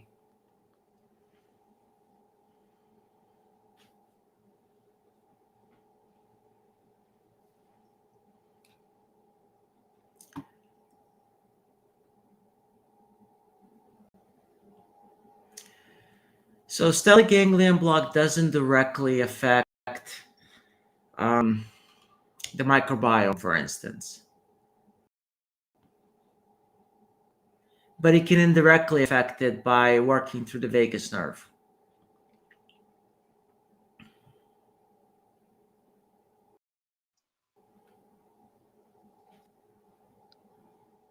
Um, Someone asked about what to do about the crippling anxiety, and I guess you would need to determine the root cause of that anxiety. But one thing I found with my son that for, you know, over a year he was suffering with horrible anxiety that would come on and a bunch of different emotional symptoms, like within minutes.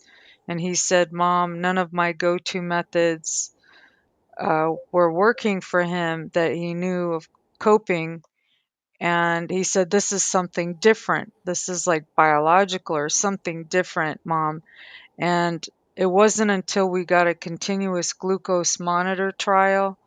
One nurse practitioner had said we could try it free for 2 weeks, you know, and we saw he was having hypoglycemic events that correlated with his symptoms. So Yeah, it's given us hypoglycemia a will certainly clue. affect anxiety.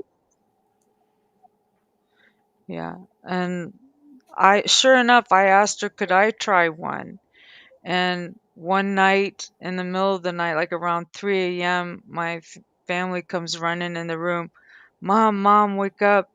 You need to drink juice. Your sugar is too low. And I was zonked out of sleep. I didn't hear any alarm. I had to be wakened by, wake up, mom. And I wasn't moving. I wasn't like working out or walking or doing anything physical. And my sugar dropped. And mind you, it did it at random times when I wore it for 2 weeks. So there's something interesting, that needs to be studied is this, part of the metabolic inflammatory disease that you can get in post-viral excuse me, infections or post-vax. Um, there have been quite a few reports about pre-diabetes, um, diabetes, and hypoglycemia, non-alcoholic fatty liver disease, and obesity happening after COVID infection or post-vax. So there's a whole area Um, there. um, Yes, but it's really late here, sure. and I want to wrap things up because Okay. it's even later by you, I'm sure. So let me answer these last Okay. couple of questions here.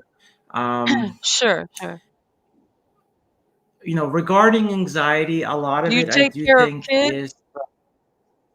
Hang I'm on, sorry. let me answer my Sorry, I question. was sorry, If sorry. we're talking about if we're talking about Anxiety, super anxiety. anxiety, I think that part of it is the dysautonomia, because there's increased sympathetic drive, which kind of fuels your brain to feel anxious, which is kind of what it's programmed to do. The other thing is there's issues with insomnia, and I'm not talking about just falling asleep. I'm talking about um, actually getting deep sleep. And there are ways to analyze this. Now, of course, um,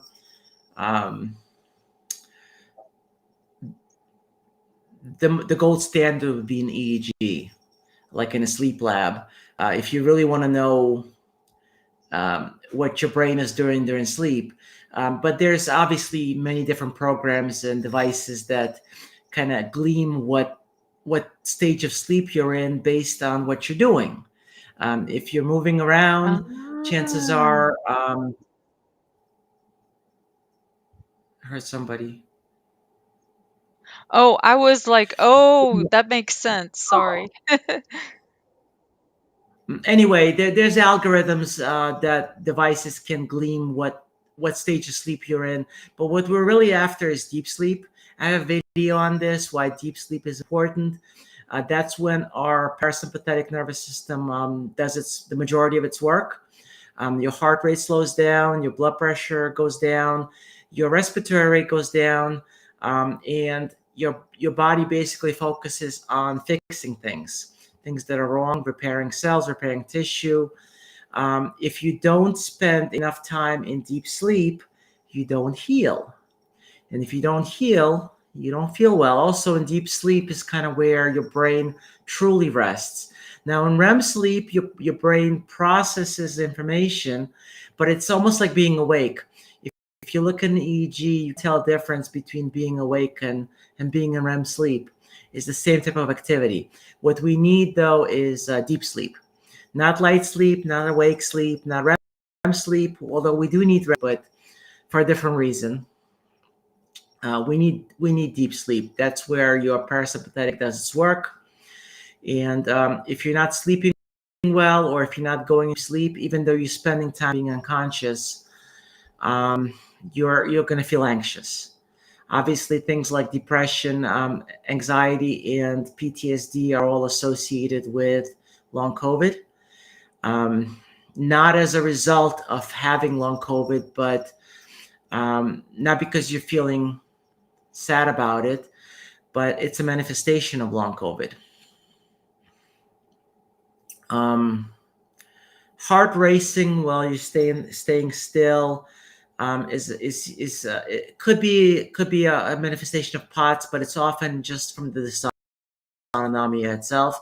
I'm making it because not all dysautonomia is POTS. All POTS is dysautonomia, but not all dysautonomia is POTS. Okay, so our normal heart rate, our resting heart rate, should be around low 60s. Okay, it is 70s, 80s, 90s, 100, 120. You got a problem. You're basically revving up your engine and not going anywhere. Um, it's forcing your heart to work faster than it needs to, and this is part of this autonomia. That's what it is. It just doesn't know what your body needs or what it wants. I mean, it's different if you're scared, or if you're running, exercising, where you need the increased heart rate. When you're sitting on your couch or your chair, you don't need to have 120 beats per minute. So managing the dysautonomia is the way to do it. And lastly, I'm going to answer about the SGB on the 11-year-old. Yes, I'm very comfortable treating children, and I have done quite a few stellate ganglion blocks on 10 and 11-year-olds and even younger. I prefer to do them awake if possible. Now, you're the judge, you're the parents, so you have to tell me if your kid is more mature and has a hard time staying still. Maybe anesthesia is the better way to go, and that would have to be done on a specific day when we can have an anesthesia provider come out um, to stay still and cooperate. Then we can get it done in a couple of minutes, and I've had 10-year-olds handle it with no problem. Um, and it's also easier to assess whether a sedative, because they have to wait for the sedative to wear off. And then a lot of times I'll get, I don't know, is this different? Is this better? And we kind of get the I don't know. Also, if child requires gas, for instance, that has to be done in the surgery center, because at our place we have to do it with through an IV. Have an anesthesia machine there to deliver anesthetic gas. So if you have a child that needs general anesthesia, basically be induced through gas, and then we start an IV after the child is asleep.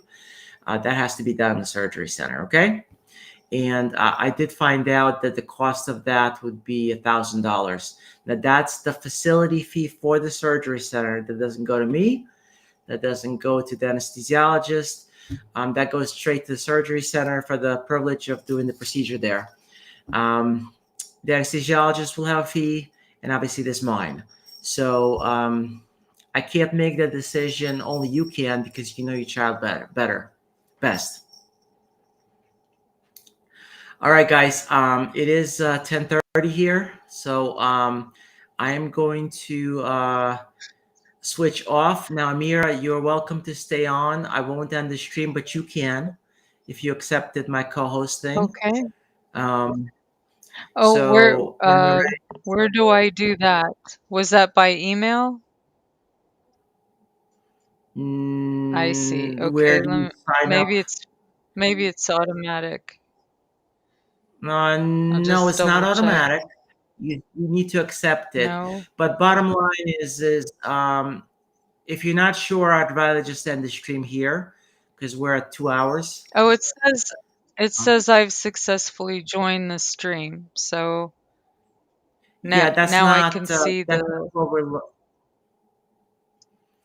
in the hold right upper corner. You should see something that shows end stream. Okay, hold on.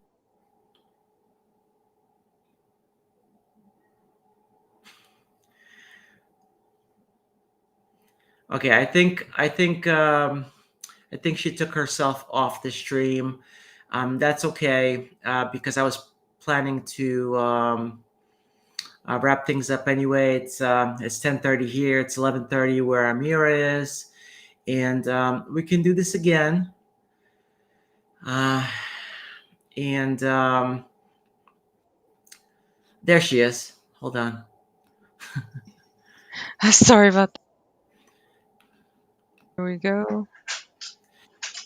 All right. Are you in Okay. Restream? Yes, I'm in Restream right now, and Okay. I Do can. you see It the end says stream in the upper right corner? Do you yes, see end end stream? stream. All right. Yeah, All right. I My can see advice it to you is there. don't continue this too long because it's going to be hard to Right, distribute the recording, and we're already at 2 hours. right. I was just gonna take a few questions on what folks want to see in the future, so we can plan and what topics people are interested in that we've not yet covered, and make sure everyone knows how to reach us for help if they want to get help and can't get help elsewhere. Right. So And like I said, I can work with anybody around the country, around the world.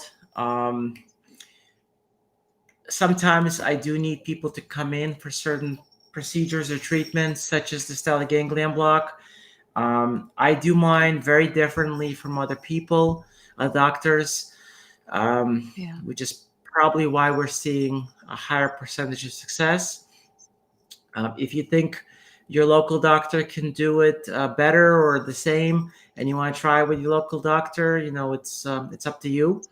But I have people coming to me from all over the world um, because they know what I do and how I do it, and like I said, we have yeah, you have pretty good success rates. But anyway, I'm gonna go ahead and take myself off, and you are Okay. welcome to continue. Just don't Thank forget you, to Dr. end the stream. Groysman.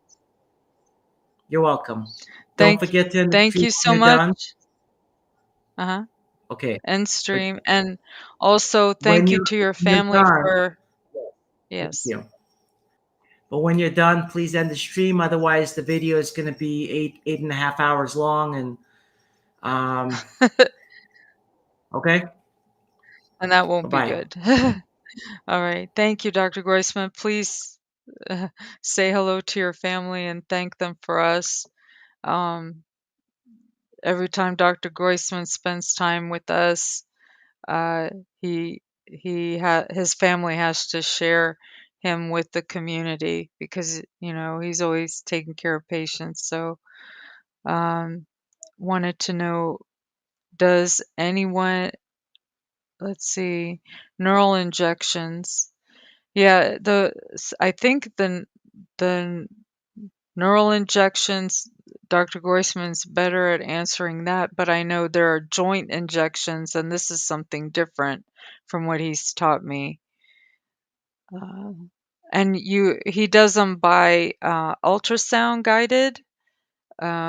Originally, doctors used to do them by fluoroscopy, but they couldn't see the soft tissue uh, matter, so um, it's much better way to navigate the needle through those very delicate and very important structures in the neck.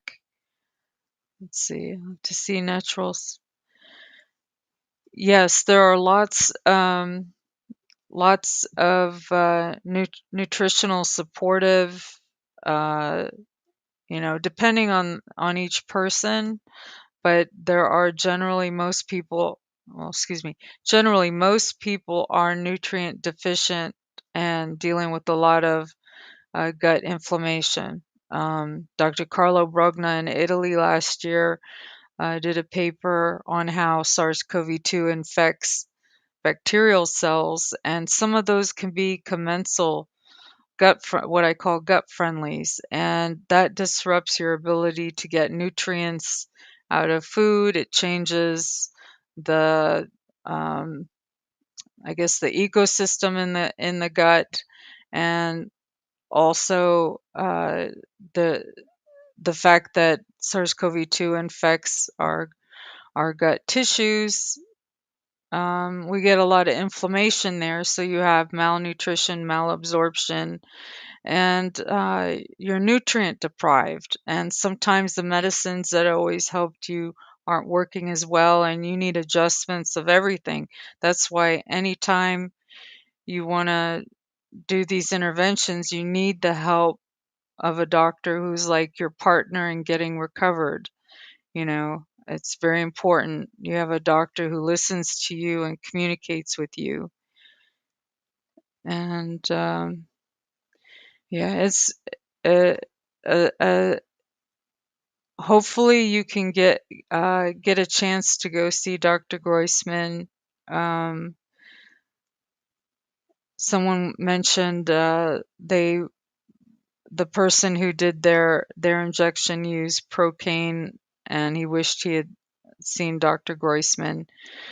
The good news is Dr. Groisman exists, so hopefully you can connect with him, and um, he has, if you're out of state, he has like an initial uh, assessment whether or not stellate ganglion block is the right procedure for you, and then you can work out a way to get to him and get it done. Uh, let's see. Yes, he's pretty awesome.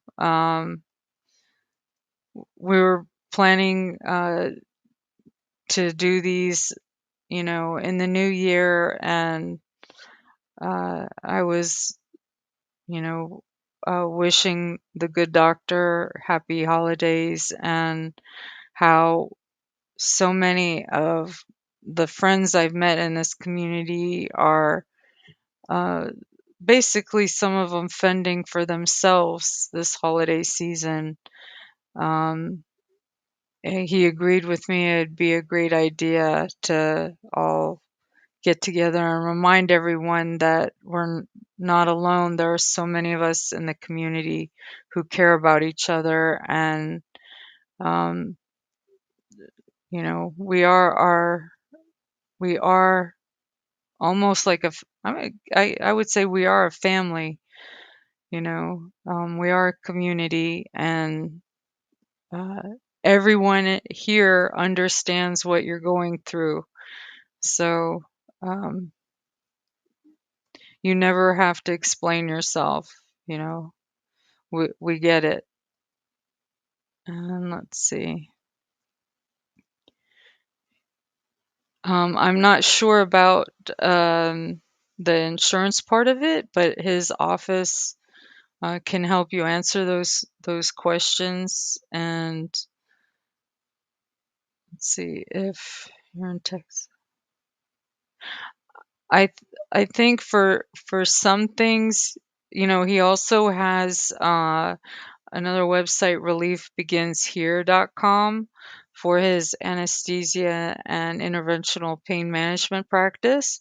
So uh, your best bet is to contact his office. And for long COVID treatments, um, that you have to fill out the form on covidinstitute.org, to inquire about the appointments. Just because you fill it out doesn't mean you have to do that appointment. It means you're interested in making that appointment so you can get information uh, as to what might be the right appointment for you with Dr. Groysman. And it does say some things about insurance on there. I think they're working on clarifying. He did say there are some uh, new plans that he was going to offer in terms of treatment plans or in January. He was going to begin in January. So be sure to bookmark his website and check it out. And also, please follow us on Long COVID Association and all our social media. If you get a chance, please go to longcovidassociation.com or longcovidassociation.org. Share it with your friends and family or anyone you know who might be able to help support um, some of the folks in our community want to participate in our study, and um,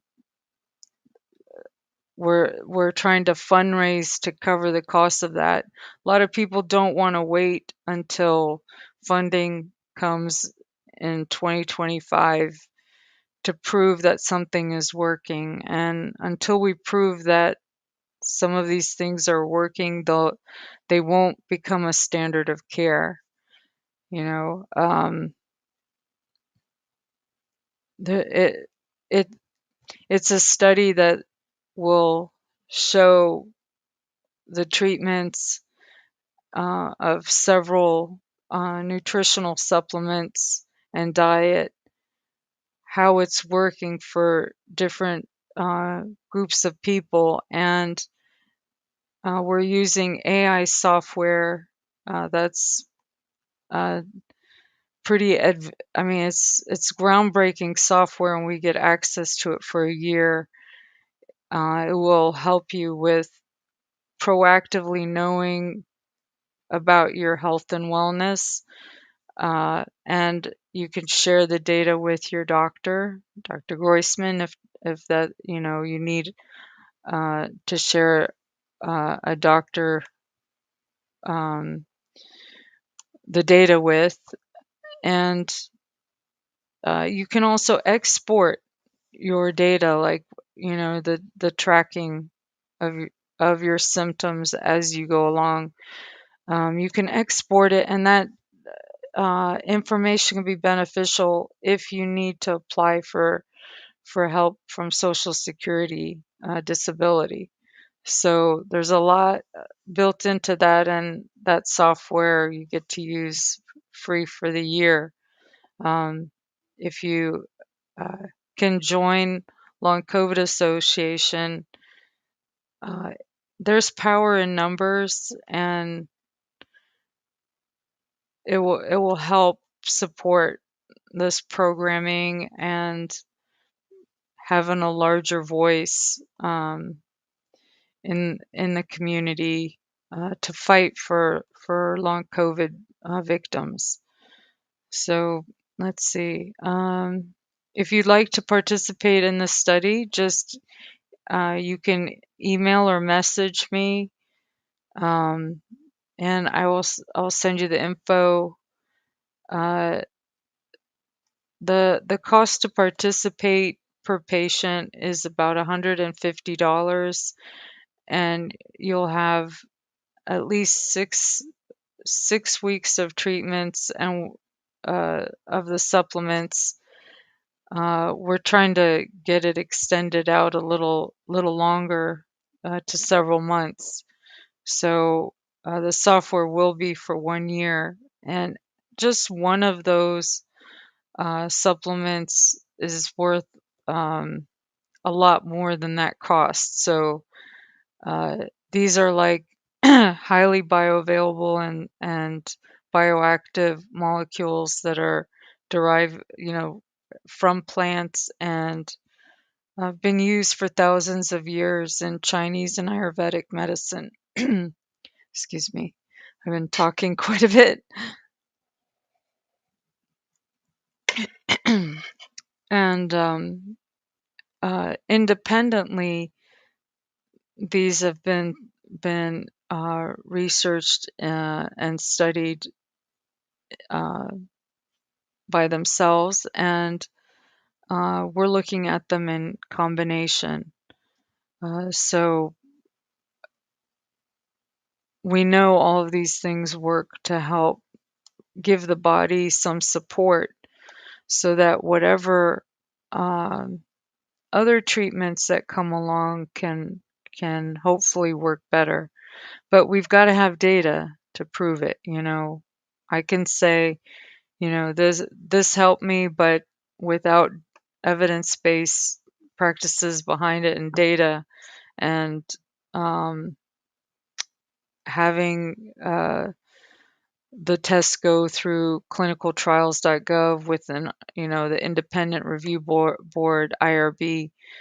uh, we need the scientific community to take us seriously, and that way those that are uh, in power can help us get access to these things that we're going to need to heal our bodies. So I've been trying to reach out to uh, whoever can help with USDA allowing nutrients like and vitamins and antioxidants, as an allowable purchase for SNAP. Some folks in the United States are on have SNAP benefits, and uh, you know uh, they need to be able to get access to the foods and nutrients that they need to heal their body, their vitamins and other supplements. And currently, SNAP is not allowing the purchase of like a vitamin bottle, multivitamin. And to me, that doesn't make sense when, you know, so many of our foods don't have enough nutrition in them to sustain a person. They'd have to eat excessive amounts or buy, like purchase huge amounts of organic fruits and vegetables and make giant smoothies. I mean, when you have long COVID, diet is really critical and hard sometimes to get the food down that you need every day. Let's see, check. I'm gonna see if I can. check this question here.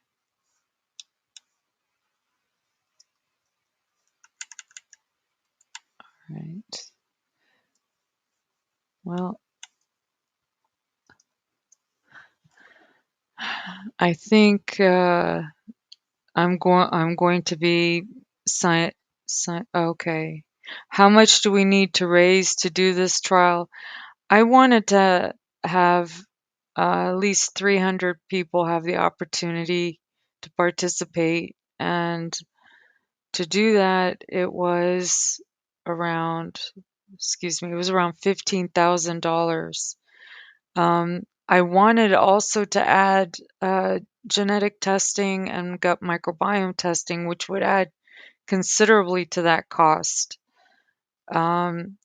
And the reason I wanted to add that is, there are some trends I see that need to be investigated, and we'd like to see how does the gut microbiome change at the beginning when you're not feeling well, and as your health recovers, how does your gut change? So this data, would be really important to help guide treatments and knowing which species were replenished and that sort of thing. Um, uh, Sandra is asking what probiotics are recommended for the gut. Uh, Usually, folks who have long COVID, and this is just a generality, they have some expression of MCAS symptoms, and the you want to take probiotics that are MCAS-friendly and that can survive passing through the acidity of the stomach. So usually spore probiotics that are MCAS-friendly. And the ones that we're using in our study, they are. I checked with Dr. Groysman. Dr. Groysman is our doctor expert in our study, and also Dr. Neha Shah is our clinical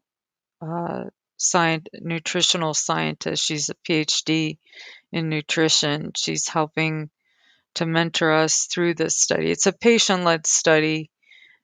Um, let's see, is how much more to add the genetic sequencing? Ideally, now this is a dream wish I'm putting out here. If there's a Santa Claus out there who can help me with this, we would like to have our own genetic sequencing machine, which with supplies and everything would be about $5 million, and that's like a really good one, a really fast one, because of the sheer numbers of people who have long COVID, and we want to have this data that we know is coming, that we get the whole data and all the data and can get answers, that everyone who's participating has access to their own complete data.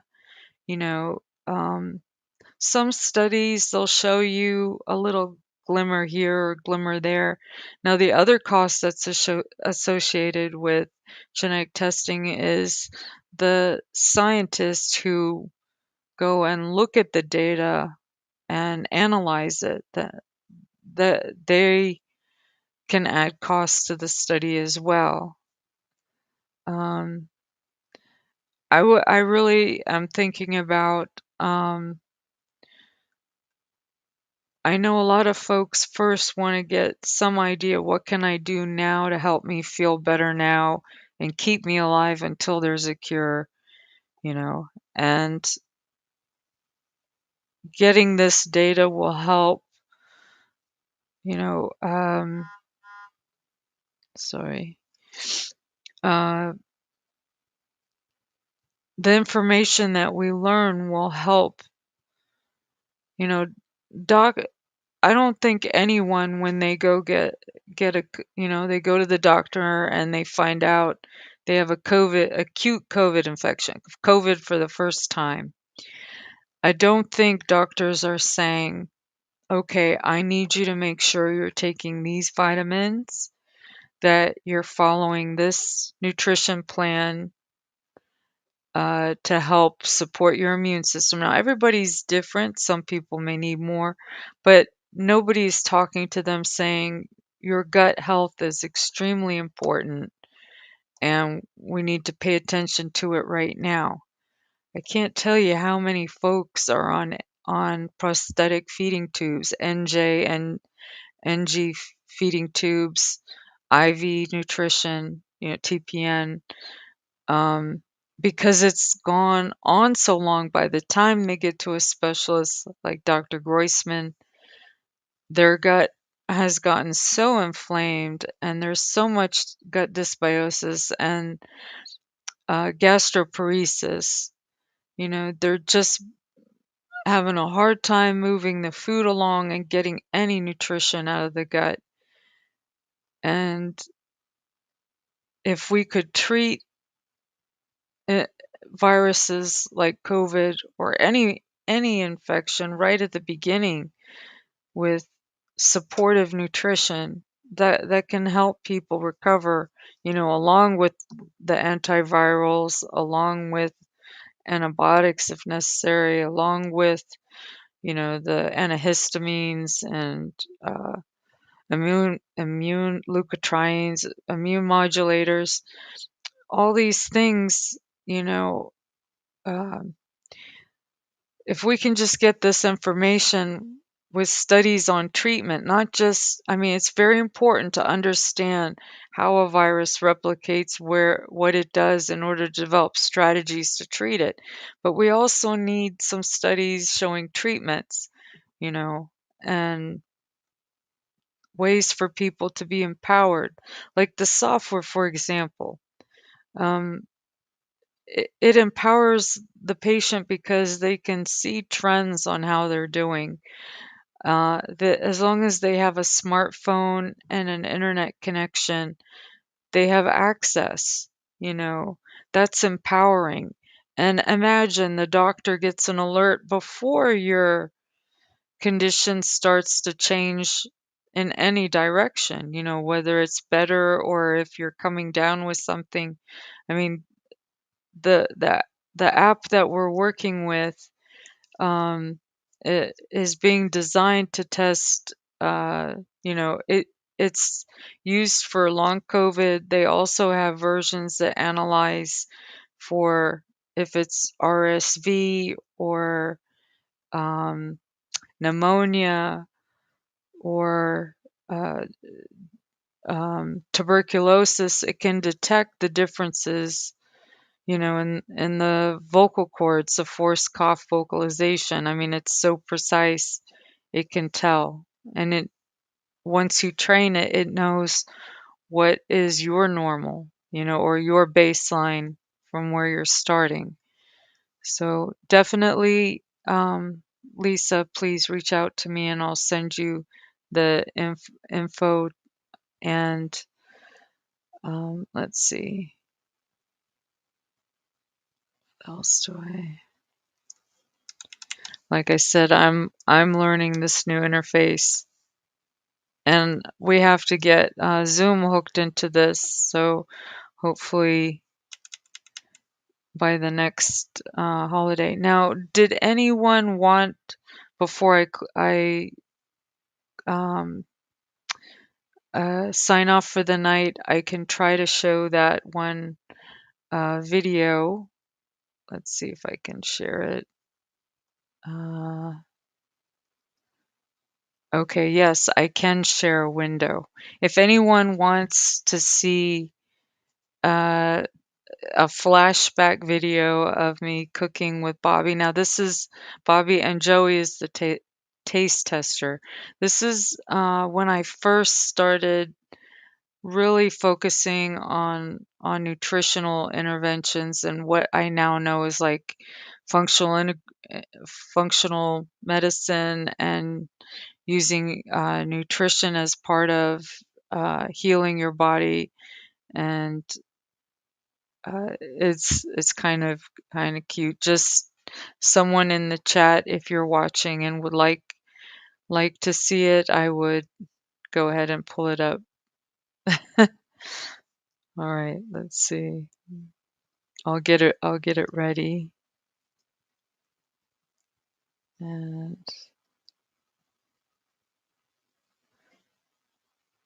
okay, let's see. And we'll close out with that. I'm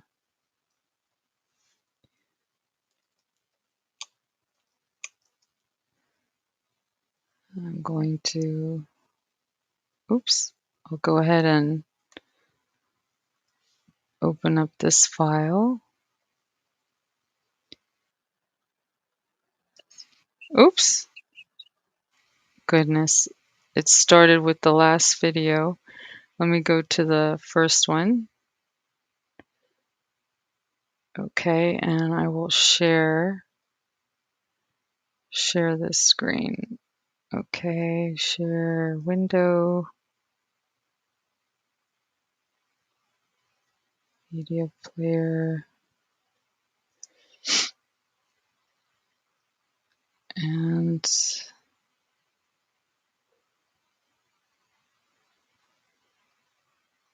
go ahead and, this is good practice for me too.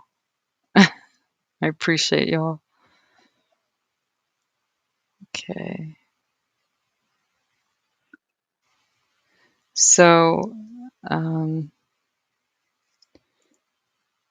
here we go. I don't know if you can.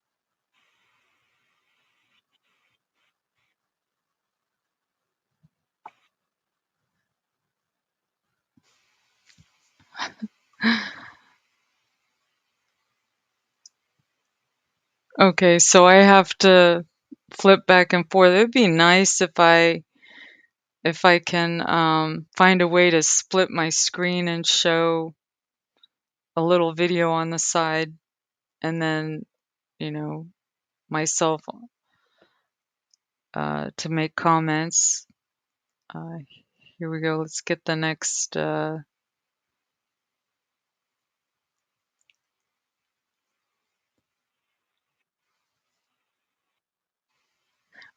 okay. So I can grab all of these and move them over here.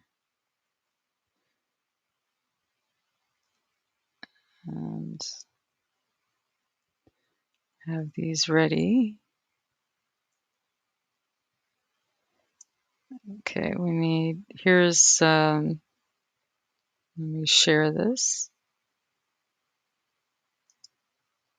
Share.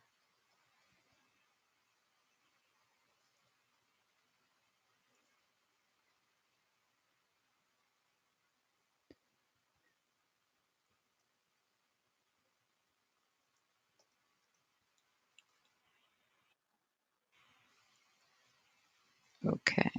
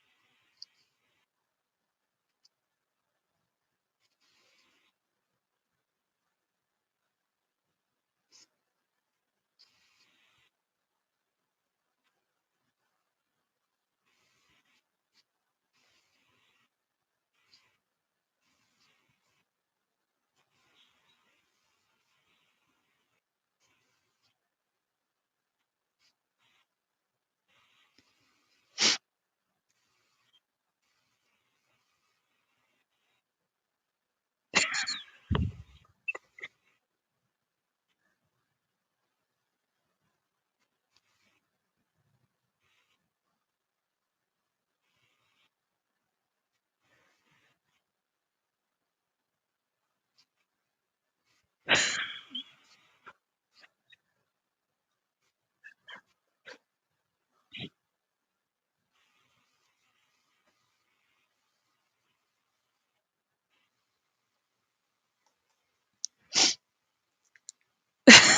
sorry. Oh my gosh. Let me let me get you to the next video. Let's see. We need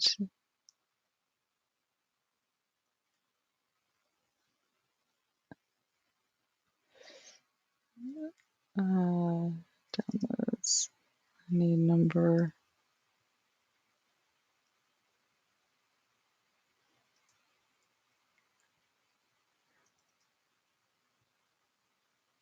Okay. All right. So here's the next part. What's funny is those days your camera would record only little clips because the the um the amount of storage on the phones was pretty small. All right, so here's the next part.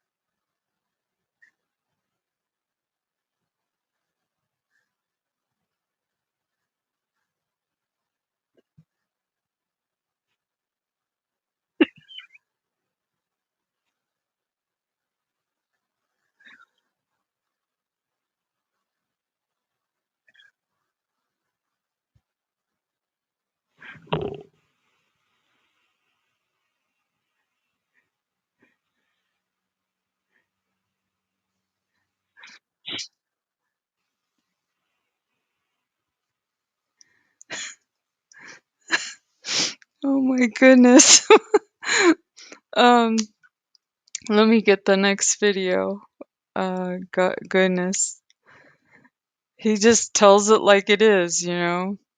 Um, yeah, when you eat things that are hard on your gut, you get some serious constipation. And he was dealing with that a lot. And uh, when he eats the right things, feeds his gut microbiome salad, his gut is a happy camper. So, um, let's see. Let me get the next video ready.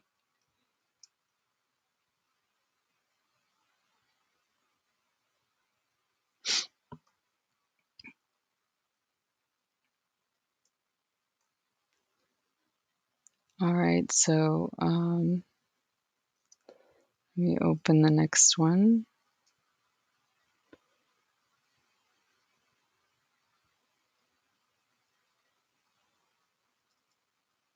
Let's see, is this the one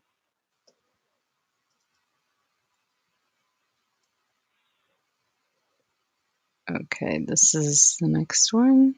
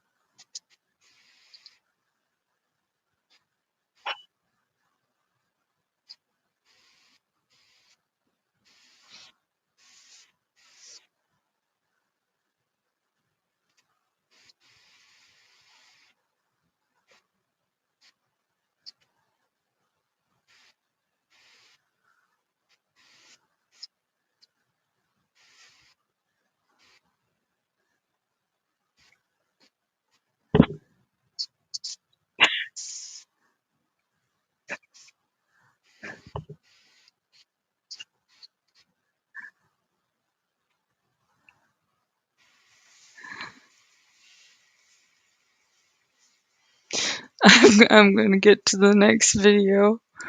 Oh my goodness. Let's see.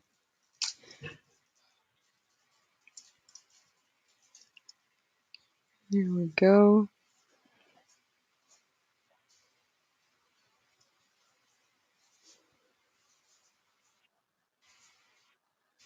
Okay. Here's yeah. I'm just finishing out the holiday cheer with a video where you were cooking in the Christmas spirit, sharing your cooking when you were 8 years old. Wow. Here we go.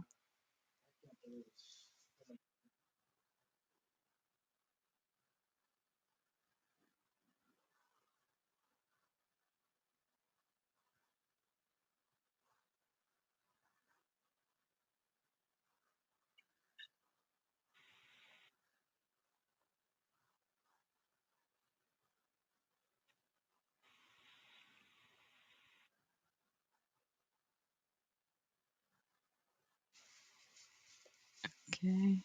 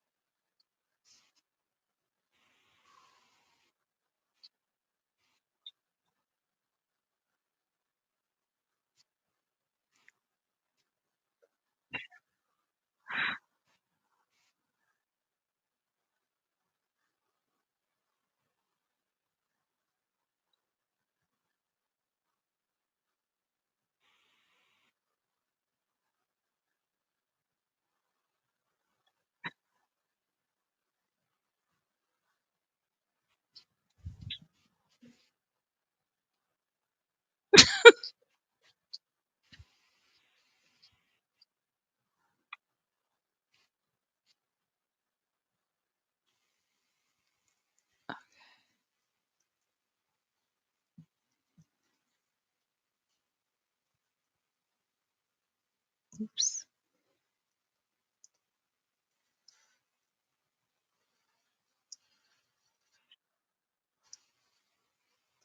Oops.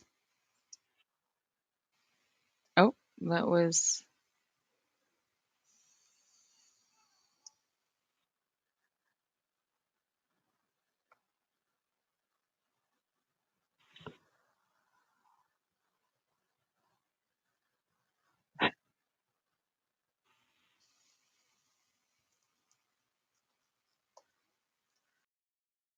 okay. Let's see.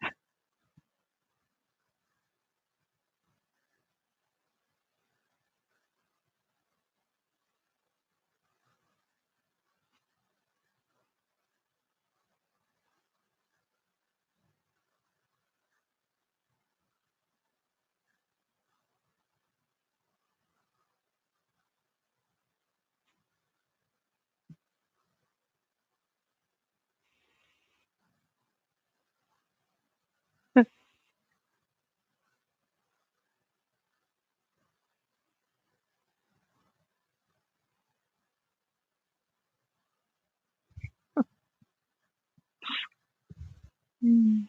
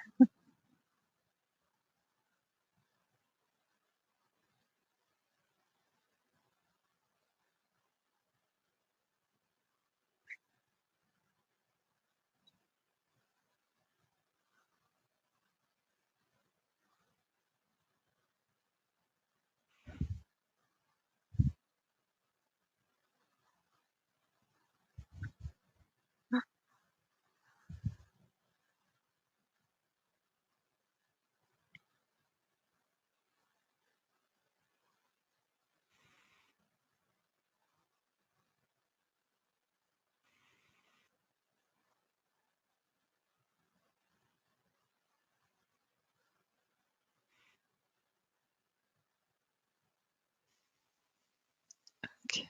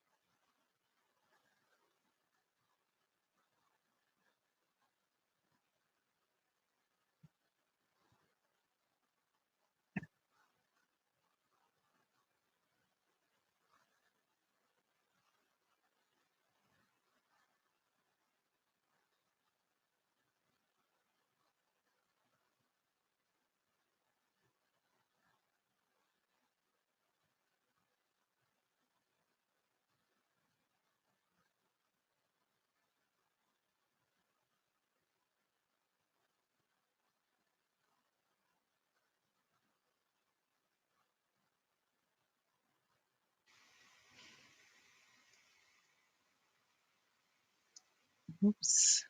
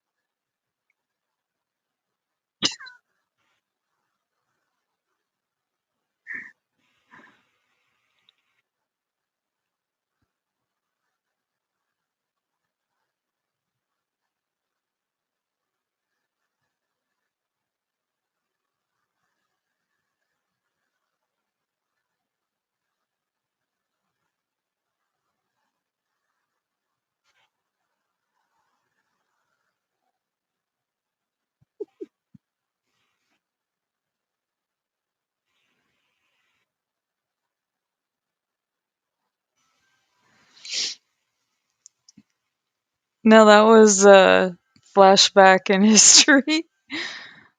Um, anyway, our, as your body heals itself, you get tolerant of more and more foods. And you'll notice that when you work with a nutritionist and working with your doctor. Um, I wanted to just go over, there were just one or two comments left. Um, one one Facebook user was saying this long COVID is making them more and more scared each day, and almost a year into it. And they didn't know how some folks can go 3 to 4 years. There's this saying, how do you eat an elephant? One bite at a time. Long COVID certainly is a uh, serious condition and a very consuming condition in that it forces you to have to pay attention to a lot of different things. But there is hope. There are scientists and doctors around the world who are working day and night, round the clock, to find answers and solutions. Um, there are doctors like Dr. Groysman who are committed to researching every free moment. He's researching and he's like, have you seen this? Um, and he's not only researching, he's applying it. He's using the latest information to help care for patients.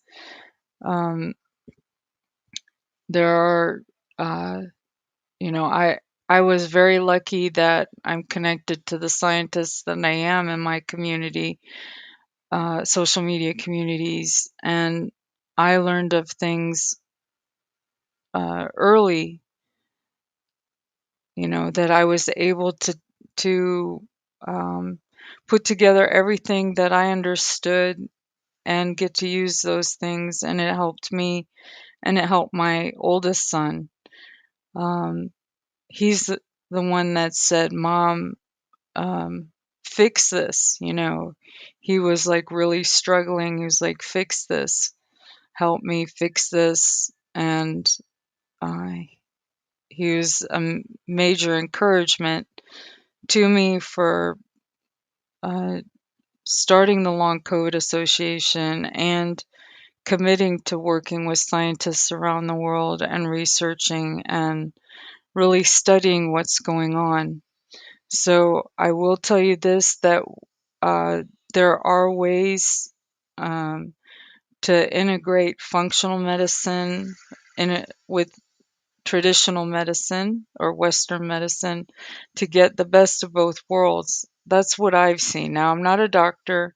I'm just telling you, as a scientist, I see the two working hand in hand to help patients get better the quickest, or move towards recovery. And every day, scientists are developing better and better antivirals. So we have a lot to look forward to. And one thing that my uncle taught me many years ago, I had been injured in a crash and I could hardly use my right arm to hold a mouse and to work. And I was like, he was a hand surgeon who uh, used to work on repairing children's hands after they'd been in a very severe trauma.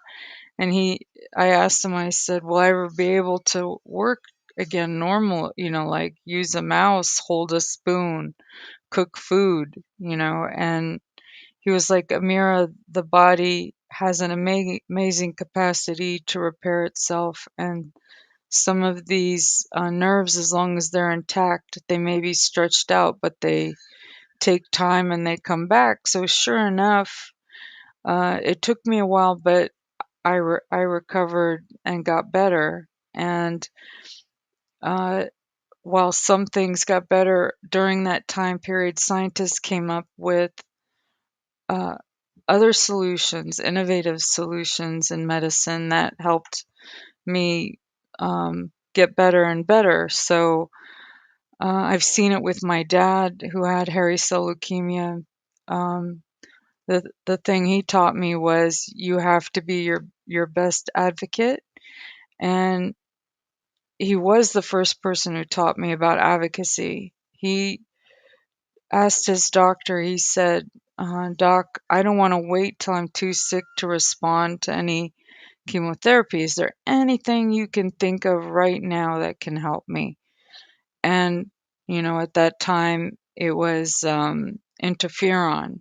And then that helped him go into remission. And by the time he was out of remission and showing symptoms again, a newer chemotherapy came up that is what they use as a standard of care now.